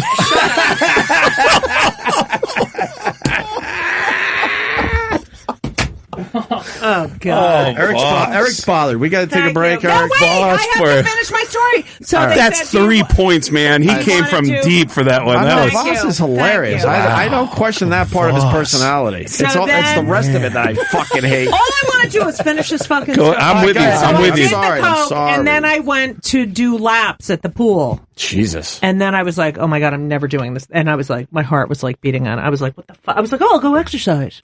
I don't miss it at all. Never thought twice after that night. I would, you know what? It's for me. I had to be like honest with myself. I would get to the point. There's so many dates that I went on with so many beautiful women that I would stop right in the middle of the date and go, you know what? Like I'd always take them to a comedy club because I knew I'd get free drinks at the comedy club. So there was this comedy club in Seattle that I worked at, the Comedy Underground, and get some drinks, start talking, get to know who this girl is, and then that guy would show up. There's that one guy that would show up at the comedy club, that dealer that I remember Joey Diaz was one of the comics I started with. Joey Diaz, Josh Wolf. And I remember Joey would say, every time I see that guy's my fucking heart. I'm doing Bobby Slayton now. I don't know what I'm doing, but he'd say my fucking heart stops every time that guy shows up. And I would just, every time I'd see that dealer, I'd go, hey, I'm going to be right back. Hang on one second. And I'd go talk to the guy. And then I'd come back. And this is really embarrassing, but I can't tell you how many times I would come back and go, hey, you know what? I just realized something. I have to get up early tomorrow. And I don't even know why I'm out this late. I got to walk you to your car. Do you want to finish your drink? We're going to have to reschedule and just get together in a couple days. So just here, finish your drink. Let's go ahead, just pound it, and we'll come on, I'll walk you to your car. And I would just tell really beautiful women, I got to go, and I'll see you later. And I'd walk them to the car and then go back to the bar. And every once in a while, the girl would come back just to see if I was still there. And that was really humiliating because I'd be at the bar jacked up at that point and looking over and going, oh, geez, I wouldn't even make eye contact. It's really shameful, but... She was coming back to see if you were with another girl. Maybe. Blowing her off. Maybe. And it's kind of embarrassing that I'm not even hanging out with anybody. I'm just hanging out to get fucked up. We really got to take a break. What a horrible story. I'd say we hug Rich Voss, just in case shit gets weird. Later we'll do it. Let's just get some plugs out of the way. Oh, my God. You want to... No, Helium, New Year's Eve, that whole weekend, and in Philly the week after. I'm going to do it this time. Oh, you going to give him a hug? Look. He wants to give you a hug. I don't want to touch him. Why? He likes you. No, try to hug him. Watch what happens. What happens? Just give him a hug. You know what? I tried to hug him when I first walked in. He hates he laughed about it. Hates human contact. Let Judy hug you. I thought, what's his name was coming back? Who? That was in... the Cuban. Is he still around? Really fast. Did the doctors say that the heart attack was definitely from the drugs, or was it... Oh, yeah. Yeah, there's no question it was from the drugs. Nuts. And that's my... Tomorrow... Have you done permanent damage to the... I wanted to ask that. I just... There's another part of that story. That's why I'm here. Is there really after the break? If you want. It's yeah. Right, we'll after the break. Opie Radio is back. Got a full room now. Craig Gass here for the week. Judy Gold, Rich Voss, and the Mad Cuban has stopped in to say hi once again today. Yes. What's going on, Cuban? Nothing. Just talking to Phil Rosenthal, the guy that invented... Wait, where is he? He's in the green room. I don't know who is this guy. I want to go say hi. He did Everyone Loves Raymond. No, he created Everyone Loves Raymond. Yeah. I'm really good friends with them. I stay at their house every time I'm in L.A. Really Where nice is guy. he? He's in the green room. You want to go? Where's the fucking green room? Bring him in. You want to go see him? Yeah, where is he? All right, Paul will bring you. Yeah, I never go to the fucking green... There he is. There he is. All right, go say hi to him, Judy Gold. Fucking dude's awesome. Yeah. What did he? And what does he got? A show on the Food Network? Yeah. No, he has his own. He has his own show on. Now it's on Netflix. Plus, he'd had that documentary about selling Everybody Loves Raymond over to Russia. Yeah. Hey, what's up, buddy? What's going on, man? Nice to meet you. You're in here too. Yes. Are you on the air? How was your dinner last night without me with the McGowans? Well, I got some food. Did you hear about Ben's game? I hear your son is amazing. Okay, 30 points. Surprisingly tall. 30 points. We didn't talk about anything about this. We didn't talk about it. Oh, really? No. We talked about food. Lily is so cute. You like her? We don't know anything about Lily. All right. I've had enough already. I don't blame you. That's his daughter, I think you just read my mind. Teenage girls. I got. How many you got? I got 3 daughters. One's 26, all day. one's 24, and one's 9. Wow. Watch this. Sit back the and 9-year-old has just... Yeah, it's a whole other world from my older daughters to the 9-year-old. You know, yeah, that's what they happens. played sports, and this one is just all computer. The other two were lesbians, and then they're not lesbians. He gets so mad. No, I don't get mad. I don't get mad. I feel I don't Phil get- Collins coming, Opie. No. I'm going to meet the kids for dinner, and then tomorrow we're invited to the White House Hanukkah party. Tell him. Whoa. I swear to God, I'm available, and I'm a Jew. You want to go? I'm a Jew. It's the last time unrelated Jews will be allowed in the White House. I got to meet Michelle Obama because of Phil. Oh, get out of here! You did? Yes. Yeah, I got a picture with her. You met Michelle Obama. Yeah, they had a fundraiser at Phil's house, and she was there, and she was so nice. Phil, you have the president doing events at your house? Yeah. He didn't. The wife. The wife did. Mrs. Obama. And you've met the president. I've met several There's times. pictures Yeah. of him and the Obamas all over the house. Wait, how do you prepare? I got a question. How do you prepare your house for Michelle Obama? Oh, my God. Can I tell you? They come. The Secret Service comes. They tell you we're blacking out these windows. We're doing. Yeah. What else do they do? And are you putting things away? They're like, I don't know. Hide the vibrators. What do you mean, my Here he Confederate comes. flags and things like that? Yeah, you put those away.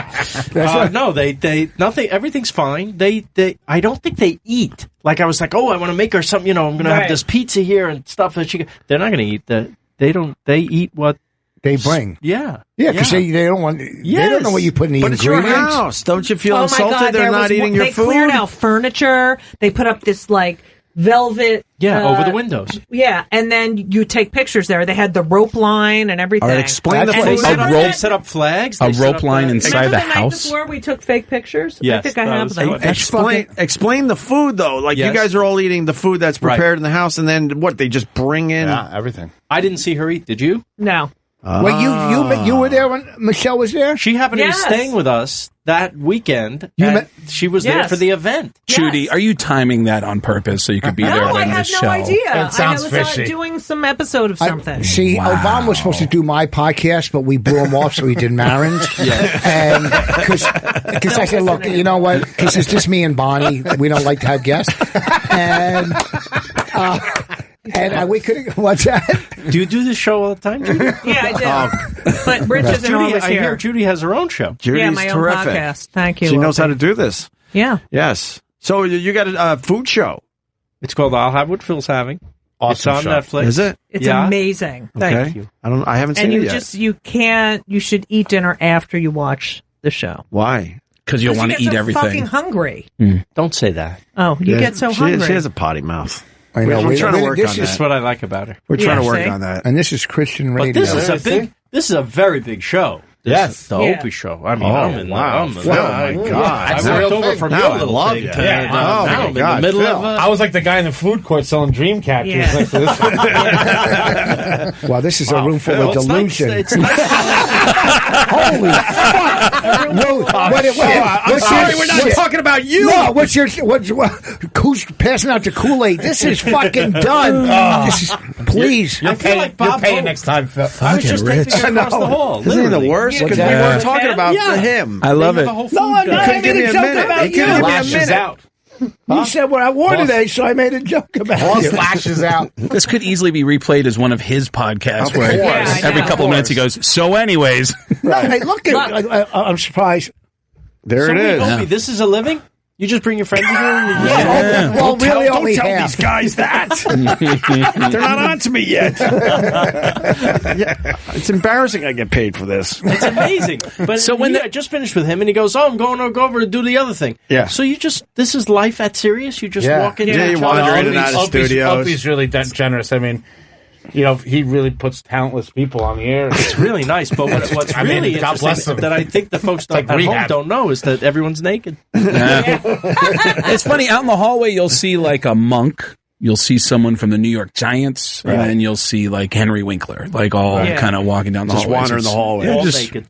all kinds of interesting stuff going on in the hallways. I love the vibe here. I've been doing radio for over 20 years, and the vibe here is so cool. It's so different from terrestrial radio. But yes, you see a lot of weird So characters nice. floating I around. love the whole world. I think it's fantastic. Yeah. They let me DJ E Street Radio twice.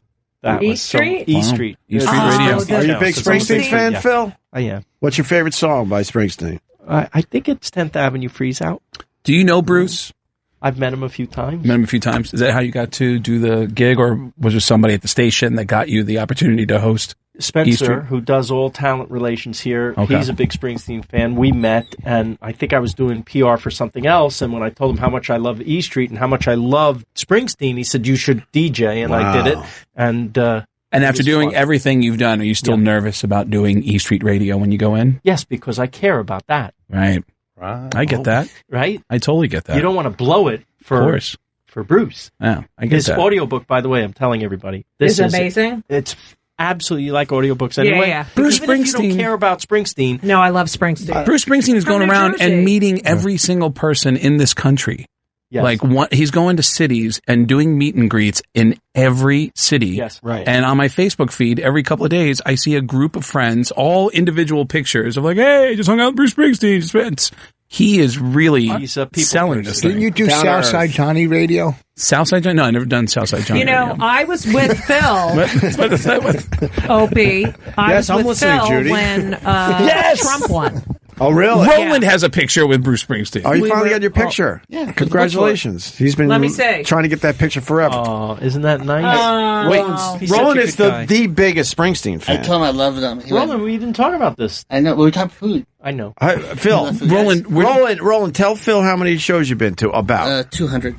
Oh my Wow. God, that's way more than me. What a fucking 200. And he's online. Bruce is like, could you tell that guy enough already? Yeah, right. But he's so weird. the audiobook. I really recommend it. It's really good. Is it about his life? He's a great writer. Yeah. Is it about his life? Yes. Look at his songs, right? And he does the audio. He does it. It's like he's talking to you for 18 hours. All right, I'm going to do it when I drive to Provincetown. Go ahead, Rich. Rich has something to say. Go ahead, Rich. Springsteen. I can't tell the Springsteen story. Go ahead. I've told this on the air. When we were like 22, we're sitting on my friend's porch. It's about him. It's about Springsteen, you fucking cunt. Okay. So listen to me. Listen for the twist. Go ahead. Go ahead, Rich. I can only hear that in my house. No, I know. Listen, I'm tired of it. But we had nothing to do. We had nothing to do. And my friend goes, some band's playing behind Kane College. Free beer and hot dogs. And it was Let me check my Springsteen. text. 70 people. You could walk up to the I stage. wonder if I have any more It followers. was like probably in 73 or something. Oh, God, I haven't was looked great. at I think your Facebook friend, all you know my day. wife. Bonnie Well, McCall. Rich is I unfazed. love your special. He's unfazed by all the conversations. Now all hell is broken loose. Yes. There's 5 conversations. Okay, go ahead. Opie, All right. aren't you supposed to ring I it in, gave bring up. it in? I gave up, I don't know, an hour ago. Great, tell the story about when gave you were up. on the boat doing that show and you met Springsteen. You fucking Bodak. Go fuck yourself. That's the greatest insult I've ever heard. He's trying to have a moment Dramamine every time you He's trying to talk. have a moment with Phil in case he develops I'm another enjoying TV the moment. show. I'm enjoying the moment. I just love it. He's just I don't oblivious talk to Bodak. to all the other. To all the Using that from now on. Yeah, Bodak. So, Judy, Yeah. you were with Phil when Trump won this whole thing. You guys must boy, did we celebrate. We danced around. We danced the whole round. Oh, we were so excited. Yeah. I was so depressed. Phil, what do you think? It's a whole new world. It's a whole new Are you scared? Does anyone know an elector or two? Yeah, right. Are you scared? Who isn't? I'm not scared, but I came No? from Cuba. There's fucking, This is nothing. It's funny, you know, I screened a movie. I have movie nights at my house. Oh, my You've God. been there. Yes. And just for fun, there was nothing new that week coming out. I usually like to have a new movie, but I Right. thought, here's a classic. For some reason, I want to see this movie. It's called The Manchurian Candidate. Yes. Okay? Who knew that it was true? It's true. It's true. It's The Manchurian Candidate is about the Russians planting a secret agent as president. That's what that movie's about, 1962. Here we are. Here we are. You think they really fucked with the election, huh? Who doesn't? That's a good point. Okay. That's a good point. There's a lot of. good point. I mean, there's a lot of obviously- smoke about it. So Yeah. Watch The Americans. It'll teach you a lot about the Hey, Russians. Phil, when is you that a met, documentary? No, it's Oh, not. okay. when you met Barack Obama, what kind of guy was he? You know, I got to go to a state dinner. Right. Not a steak dinner, a state dinner. But you see these two people. First of all, they're beautiful specimens of human beings. They're just she's gorgeous. beautiful, Yeah. both of them. They're radiant. They're very warm people. And no one's ever been cooler in that position Right. in our life, in occupying the White House. Wow, they're cool. Not only are they cool, they're really friendly and super charming. And think about this. This is a president whether you like him, you don't like him, there's not a hint of scandal on this guy. Right. Like nothing. Nothing. He, he walks the walk. Seems to be, for all intents and purposes, a great guy. And he connects with you when you talk to him as a regular person. He doesn't, he puts you at ease. He's absolutely, they're both really super and charming. Humble. Yeah, but they bring their own food to your house. That's all right. That's all right. I wouldn't. Judy did. Oh, Judy. Collateral damage to Judy. Judy got no fridge. Oh, Jesus. Judy. Have you ever? I want that Nespresso machine. That was you a have. nice I shot. fucking love that. What do you want? Rich has 7 of them. I got one at home. He's got 7 of them. He's hoarding them. He's got Everyone's the best a coffee. Bodak now. I got that. Yeah. I wish I knew what that was. What? A Bodak? Kodak, whatever it is. Boat act. A boat act. I'm going to look up. Oh, You're a boat comedian. act. You only Yes. can work on a boat. That's what you do. You don't have anything good enough for a club. You work a boat. Or when you're done in the guy, club. I bet you know this. The guy who was helicoptered off the boat. Many because of them, he made but Peter Fogel. But he was made a bad joke. the Klinghoffer. Right? Yeah. You know about this? Fogel. Yeah, he was I've heard. Fogel got, Yeah, years ago. Yeah, I've heard the story. It's like an urban he legend. got I heard this. Yeah. This is It's apparently yeah. true. Yeah. He's on the cruise ship. He tells a Leon Klinghoffer joke, which God. is Leon Klinghoffer right, was is the one who got was killed pushed Laurel, off. Yes. In a wheelchair. In his wheelchair. By Joan Crawford. Go ahead. Yeah. The by Joanne Woodward. Yeah. the people on the boat were so offended that they didn't want this guy on the boat anymore. They wouldn't even wait till the next port of call. Yeah. They brought a helicopter No in to way. helicopter the comedian off Yes. the boat. And they shot the beginning of MASH at the same time. Put that in your boat act. Your boat act. Yes. You're seeing something about me? Oh boy, am I! Now you're all ears. Opie was googling Phil while he was telling the story. This guy's worth a few bucks. Opie's got the cartoon dollar signs in his eyes. Phil has done okay for himself. Not bad. Oh, that's great. You ever have it? No, I never been. You want to go to Keen Steakhouse, everybody, because not only that's it. He knows this, my buddy. We're buddies now.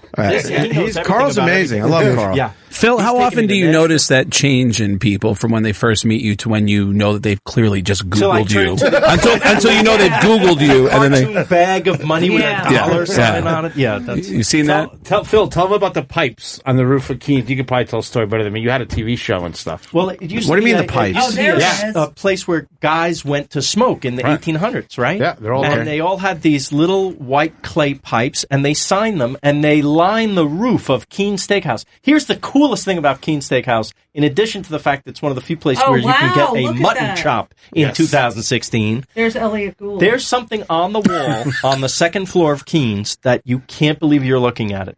It is the theater program from Ford's Theater, the night Lincoln was shot. It With is his blood on program it. he was holding when he was shot, and his blood is on How did the they program. You're not kidding? Yes. I thought you were joking. When Judy said that, I thought she was joking. How did they get that? They were Democrats. There's a story framed next to the framed thing. That's it right there. That's Where are we on the looking? left. Right That's there. it. Oh, there it is. Okay. Yeah. Now, it's funny that it says Laura Keene. She's no relation to Keene of Keene Steakhouse. But if you can you scroll down that photo? Because that photo, that has the blood stain at the bottom of it's incredible. of the program. Oh, we're looking now. I don't know if we got the full that photo. Open that image? Yeah, we're not having any That's luck all with right. that. You Phil. got to go there to see it. Where Plus, was this place? It's at 36th between Well, 5th did and they 6th. name that restaurant after her? No, it was around no relation. before Just her. a crazy coincidence. But you're looking at something that's really, truly in New York? unique and amazing piece of history. I had my bachelor Wait, party where'd you there. say? Where is it at? In You New did York? not. 36 between 5th You and 6th. did? Yeah, there's a bunch of chefs, so we just I don't eat ate red there meat. until we ran out of money. Well, Is the food That's good there? awesome. Yeah, They don't you have want to see fish? that. Food's good? But it's on Forget the about second It's a floor. real steakhouse. It's like no one there is taking fucking pictures of food. No Instagram chefs there. It's like the real thing. Middle-aged fat people just ready to eat. Old school. Yeah, old school. What He is it? came It's unbelievable. called Marie's. Yeah, Where it's is it? Italian Chatham. food. Chatham. Oh, I'll go. Come. Oh, It's he's so- close, right? I grew I up in took Jersey. Bonnie. He ate for Bonnie. 3 hours. He paid me with 2 CDs. I gave you 2 CDs signed. No, he did. Let me tell you something. He gave the waitress a giant tip. She had a brand new Honda. I love. She quit. I love Italian. How was Voss when he came to your restaurant? I'm nothing but a gentleman. And it's a shame because I didn't realize his wife was the famous one. Right. No. So I'm just Look at talking Rich. to Rich. I wasted the whole time talking to Rich. Like, she's like giant. Did Rich really bring merch to your restaurant? I gave him two. I didn't sell them out front. 2 CDs, but he signed them. Isn't there a story that like Bonnie was doing a book signing and Rich showed up? And he showed up with CDs. With CDs? Hey, look, there's my fans too. I listened to him in the car. Funny. He's very funny. Voss is Rich is hilarious. Really funny. I opened Patrice's funeral with telling him I was going to sell my CDs in the lobby. Yes, you did. Oh, that's a great line. Yes, Patrice would have loved that. All right, Phil and Judy are having a moment. They're doing it looks like they're doing a selfie over there. Wait, look at that. They really are good friends. Look at that. They're Jews. That's real Jews right there. I'm like Good for them. I'm a bootleg Jew compared to them. We're taking them back to L.A. Dude, Phil knows everything about food. So, Phil, how are you going to stop Trump from getting into office? What do you think is going to have to We got happen? to talk to an elector. Yeah? You got to move? You got to move to... No, it's my country too. No, I mean a move to get him to not... you mean do I have a strategy? Yeah, no, strategy. It's the electors. I got nothing. I'm just a citizen like you. I should tell the people that Phil created Everybody Loves Raymond, right? You should tell them that. Yeah. Then maybe so now they'll have a little respect. Is that a true story about Scorsese when he hired Ray That's true. He did, Scorsese was casting the show Vinyl. And here comes Ray Romano, and his casting director says Ray Romano would be great for this, and he says, "Who's that?" Really? Scorsese, never heard Come of. on. Everybody Loves Raymond. It's true. That's amazing. That's all right. I'm not going to see his new movie, so there. I liked Vinyl. Yeah, I kind of enjoyed it. Yeah. I thought Ray was the best part. Honestly, Ray I'm was not just great in saying it. that. I thought he was absolutely great. Well, Dice was amazing. He was, but he got hit in the head. It was stupid to kill him off so early because they only gave Vinyl one season. Yes. Yeah, how They come it bailed only on got it. one season? I thought it was good, man. I only saw 3 episodes. I didn't. Bonnie bailed, and I'm going to go back. But Ray is now going to do the TV version of Get Shorty. No kidding. Yeah. Oh, that's good. Yeah. He needs to get more work. Doesn't Ray have the other show that he's doing? It's like more of the dramatic series, or is that still on? A certain age? Yeah. That's over. That lasted a season or two, and that was fantastic. Yeah? Yeah. Him and Mike Royce made that I show. love Mike Royce. A couple of the Raymond writers worked on that. Got all Look at those his beard. guys. Look at his beard now. Look, he looks like he's 32. You love Ray Romano. Good for you. Why Phil. wouldn't I? Everybody loves Ray. Good for you. Kind of comes with a big paycheck. He used to say, You didn't even let me finish. No, It's tough in here. he used to say for my birthday, he goes, "What will you get the guy who has everything because of you?" He looks like that. Who's that comic that was like very Mitch Hedbergish? Mitch Hedberg? No, but the guy who Dimitri did Martin. Dimitri Martin. Yeah, he looks like Dimitri Martin. God, now you're going to call me a Bodak forever. I will. No. Hey, Phil, tell me more about your TV show because I've never seen it. It's a food and travel show. It's I tell everybody I'm exactly like Anthony Bourdain if he was afraid of everything. And a gazillionaire. Yes. Oh, so No. they try to get you to eat weird stuff? They try to, but I don't do it. I'm not. I want to get you to travel. That's the idea. Like, I think we all love Bourdain. He's like a superhero, and we sit there on the couch and watch him and go, "Wow, he's amazing." I'm never doing that. Right. So I figure people look at a putz like me and they go, "If he can go outside, maybe I can too." Right. So that's the point of the show. Okay. And hopefully, the food that you're seeing and maybe there's a little humor in there gets you to motivated to travel because I think the world actually would be better if we all experienced a little bit of someone else. Are you a guy that didn't really like leaving your surroundings? I never did. I just couldn't. But you're afford from it, and Queens. we couldn't afford to go anywhere, and I wasn't. I didn't go overseas until I was in my 20s, and so when that happened, my mind was blown. I thought, this is the greatest thing you can do with your money. Right. Is to save up and travel. That's what it's for. And see the world. I'd rather play golf. Phil, can you remember when it was the first time someone could Google and see how much you were worth and noticing a change in the way people approach you? Yeah, my father. Your father? Yeah. But was there anyone? Suddenly I got a little respect. Is there anyone who has no right to be coming to you that really stands out as someone who came to you and said, "Can you help me?" It's going to be right after this is done. Yeah. But anybody come to you that just really is at the top of the list of Like where you go, wow, you got a lot of nerve. the way got a you lot of treated nerve, me. yeah, because No, everybody's been nice. Yeah? I got no axe to grind. But you have some uncomfortable conversations where people say, Sure "Hey, you I do. need some This help." is one of them. Yeah. You're talking to the luckiest bastard in the world. That's honestly how I feel. Yeah. And I never take it for granted for 1 second. And he is unless my iced tea is warm, and then you're gonna get. Wait, before Raymond, were you a show creator? Did you create any other Nothing. shows before? That's it. So what were you doing before That's it. Raymond? I worked on other people's shows. Like As a writer? As a writer. Like what? Any we Coach. know?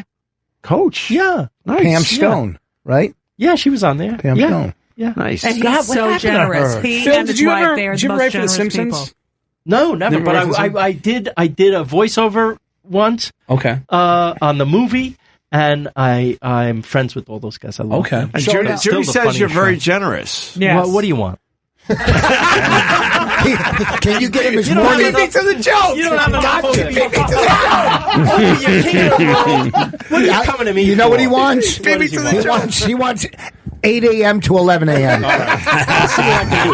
Listen, I have to go now. My family's They're waiting at for dinner. Phil, we're just Who's getting at Sherrod? started. He's going to the coolest Models restaurant at Henley ever. with Max and Helen. He's going to They a are restaurant that- where they they are bring the doing that. chickens in. I for am free. meeting the kids for something $90 else. chickens. Can I he's tell gonna you, play. I think Shenley Yes. is the most overpriced. Tell them. It's the worst. Phil, That's if, your opinion. Say it's your opinion. Phil, if, That's my Hold on, opinion. because Phil's leaving. Yeah, I We're- gotta go. and Carl's saying you're going to an amazing restaurant. The most expensive chicken on the face of this earth Where? he's going to have today. It's I'm gonna- fantastic. Where? It's very good chicken. It's a $90 chicken. But listen, Why is it a $90 chicken? Because it comes from France, and you pay the first class air. is it worth it? Yeah. Yes. Yeah. Here's why. The chicken, it's not like you get a plate of chicken. It's a whole chicken that feeds 3-4 people. So if you amortize the money, Right. then it's not so crazy, right? That's what we pay for entrees for in New York. Is it really that much better? It's the closest thing to eating in France and New York. I think. Listen to this guy. He knows. What's the name of it? Okay. He knows how to say it because he has got money. La Coque Rico. Is he? La Coke. La Coque Rico. Rico. COQRICO. Where is it? It's about 20 blocks from here. It's near the Flatiron Building. Oh, okay. Yeah, And Phil, 20th just so you know, when you're at SiriusXM, it's customary to tip your host when you leave. Just so you know, it's kind of a Craig Gass. standard thing to do when you walk out. I love you guys. Tip Thank your you for host. having. Thanks, Phil. Letting me crash. All right, Phil. I'm putting the thing down. Thanks, Phil. Thanks for Thank putting you, up Phil. with us. I love you. Thank you, Phil. Phil, Have a nice rest of show. hey, Phil, if you're not doing anything tonight, you can watch our movie Women Aren't Funny. It's on iTunes still. God. Bonnie and I made a documentary. You'll love shut it. up! He Women doesn't Aren't like Funny. you. I don't care. You like Bonnie, though. You're a Kodak. He likes Bonnie. Craig. Well, nice to meet you. I know. I don't even know how to chime in. I want to chime in, but I'm in awe of Rich. He can at every moment still insert the himself. nicest Usually guy. hands them a movie. What's he worth when you looked it up? You're slacking. Why didn't you hand him the movie? I don't like have you it. usually What's do? it- He's the what's he worth? nicest guy. The internet's saying he's worth 75. What? Wow, that's badass. 75. And he's still eating chicken? But you know what? They didn't think, they didn't think that it was going to go well. I have a love-hate relationship with your boss. And let me tell you the truth. I was at a restaurant up in Harlem, and crack pipes were on the ceiling. Okay, big fucking deal with your dumb pipes. I don't care about your story. Okay, get out. We're done. Oh, he came to my house. Big fucking deal. You know who was at my house? Oh, you're so brave now that he's left. Yeah, I was going to say, what is this You're not attitude? saying that in front of him. Who, Phil? Yeah. No, because I want him to help me. I want him to take me on the road. I think Phil is Jewish, huh? To the second power. He makes fucking Judy look I like know, he fucking. makes me look like a nun. He makes you look like fucking Mike Birbiglia. I love him. Ugh. Wow. His movie was up for critics. He invests in restaurants like you've never Yeah, seen. you can't even He's believe almost it. like a philanthropist. If he Who, this likes guy? the chef, he'll build you a $10 Yeah, million and then we restaurant. go to these restaurants all the time, and it's like, and they How do just you know give us him? food. Yeah, how do you know? How do you know him?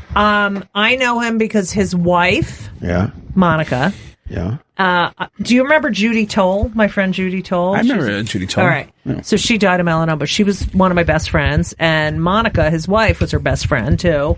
But I lived in New York and she lived in LA, and we met on her deathbed. But we always knew each other. Jesus. Of each other. He's And- best friends with Andrew Gold, who's the LA Times food writer, probably the most important food writer in alive right now. Knowing him is knowing every reservation, anywhere, any place. Carl, why didn't you suck up to him more while I was here? I didn't realize. Why, Carl? He's got his own thing going on. He doesn't need him. I got a restaurant in New Jersey. Jonathan Gold, I'm sorry. Jonathan Gold. He's got two restaurants. And you could go to his restaurant and then walk 2 stores over and go to Staples, too. Yeah. So let me tell you something. And get your directly and your taxes in so H&R go Block. fuck yourself with your dumb fucking... Pipes on the ceiling. Little pipes on the ceiling. He's a fascinating guy. I know. Oh, he's awesome. Great. Very impressive. I like how he talks. And it's just like, as chefs, we're like, oh, man, you know one of his restaurants because you can't compete against them because they're not looking to make money. Mhm. So it's just like the battleship, man. Like, they just do whatever they want. Oh my God! I got a text from a woman, Yeah. Gwen, who said that I make her wish she was a lesbian because my voice is sexy. I have the most unsexy voice. Oh, no argument so there. nasal. Shut the fuck up. Jesus Christ. It's like talking to NyQuil. Shut up. Oh, my God. What the hell? Like, God. From now on, there's one person in this room I hate. Who do you think it is? Yourself? Self-hating Jew? Okay. Now you have something in common with your audiences. What the fuck? I lost a lightsaber. From now on, when I come in, I want to know the guests beforehand. Sure. Okay. I'll take care of that for I'll you. come in anytime with him and half the time with him. Thank you, Rich. Thank you. And that's because he if fed Phil you. comes back- Yes. Yeah. No, but he's Beautiful You know what the thing family, is? boss. How is the restaurant? Is it nice? It's so good. The food was so good.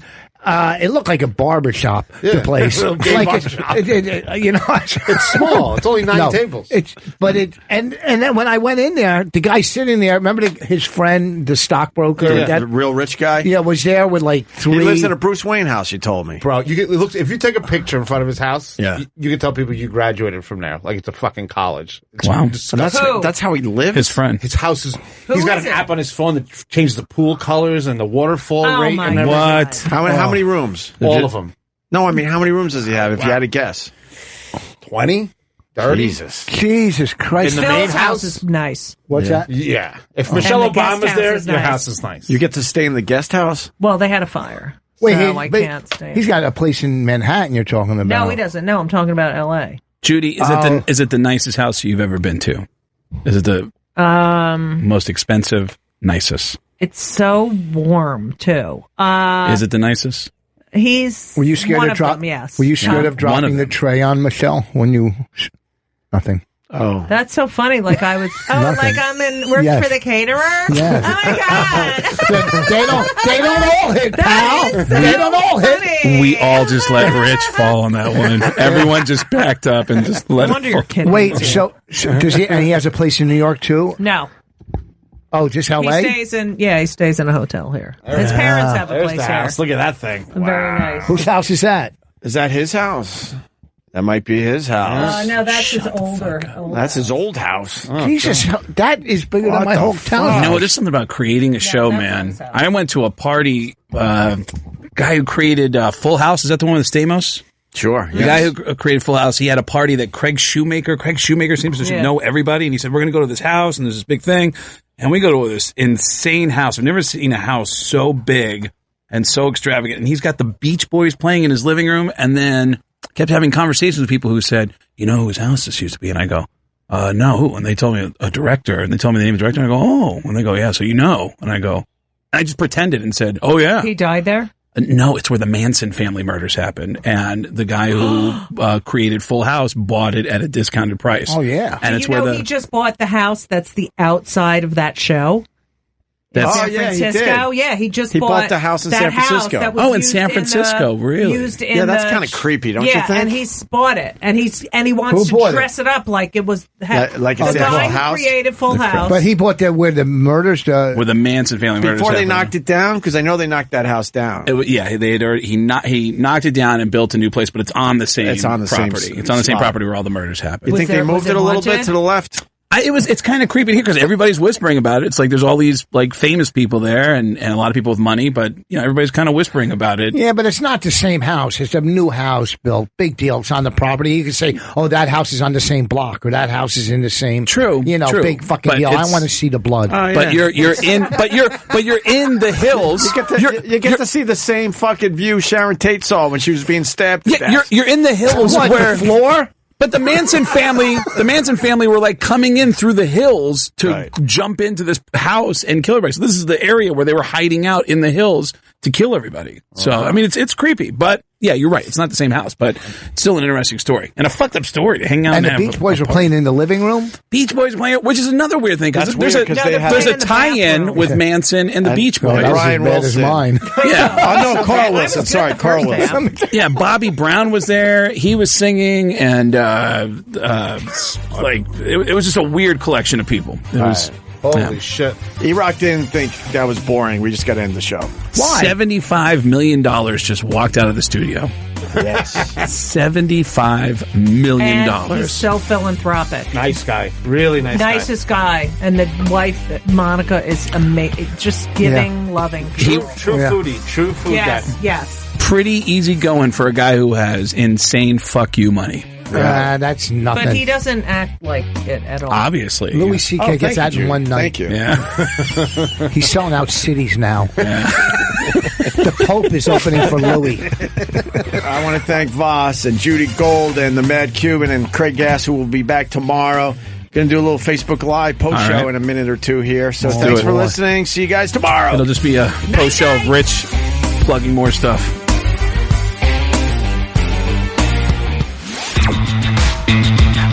Opie Radio is now over for now. Over. Roger. Over.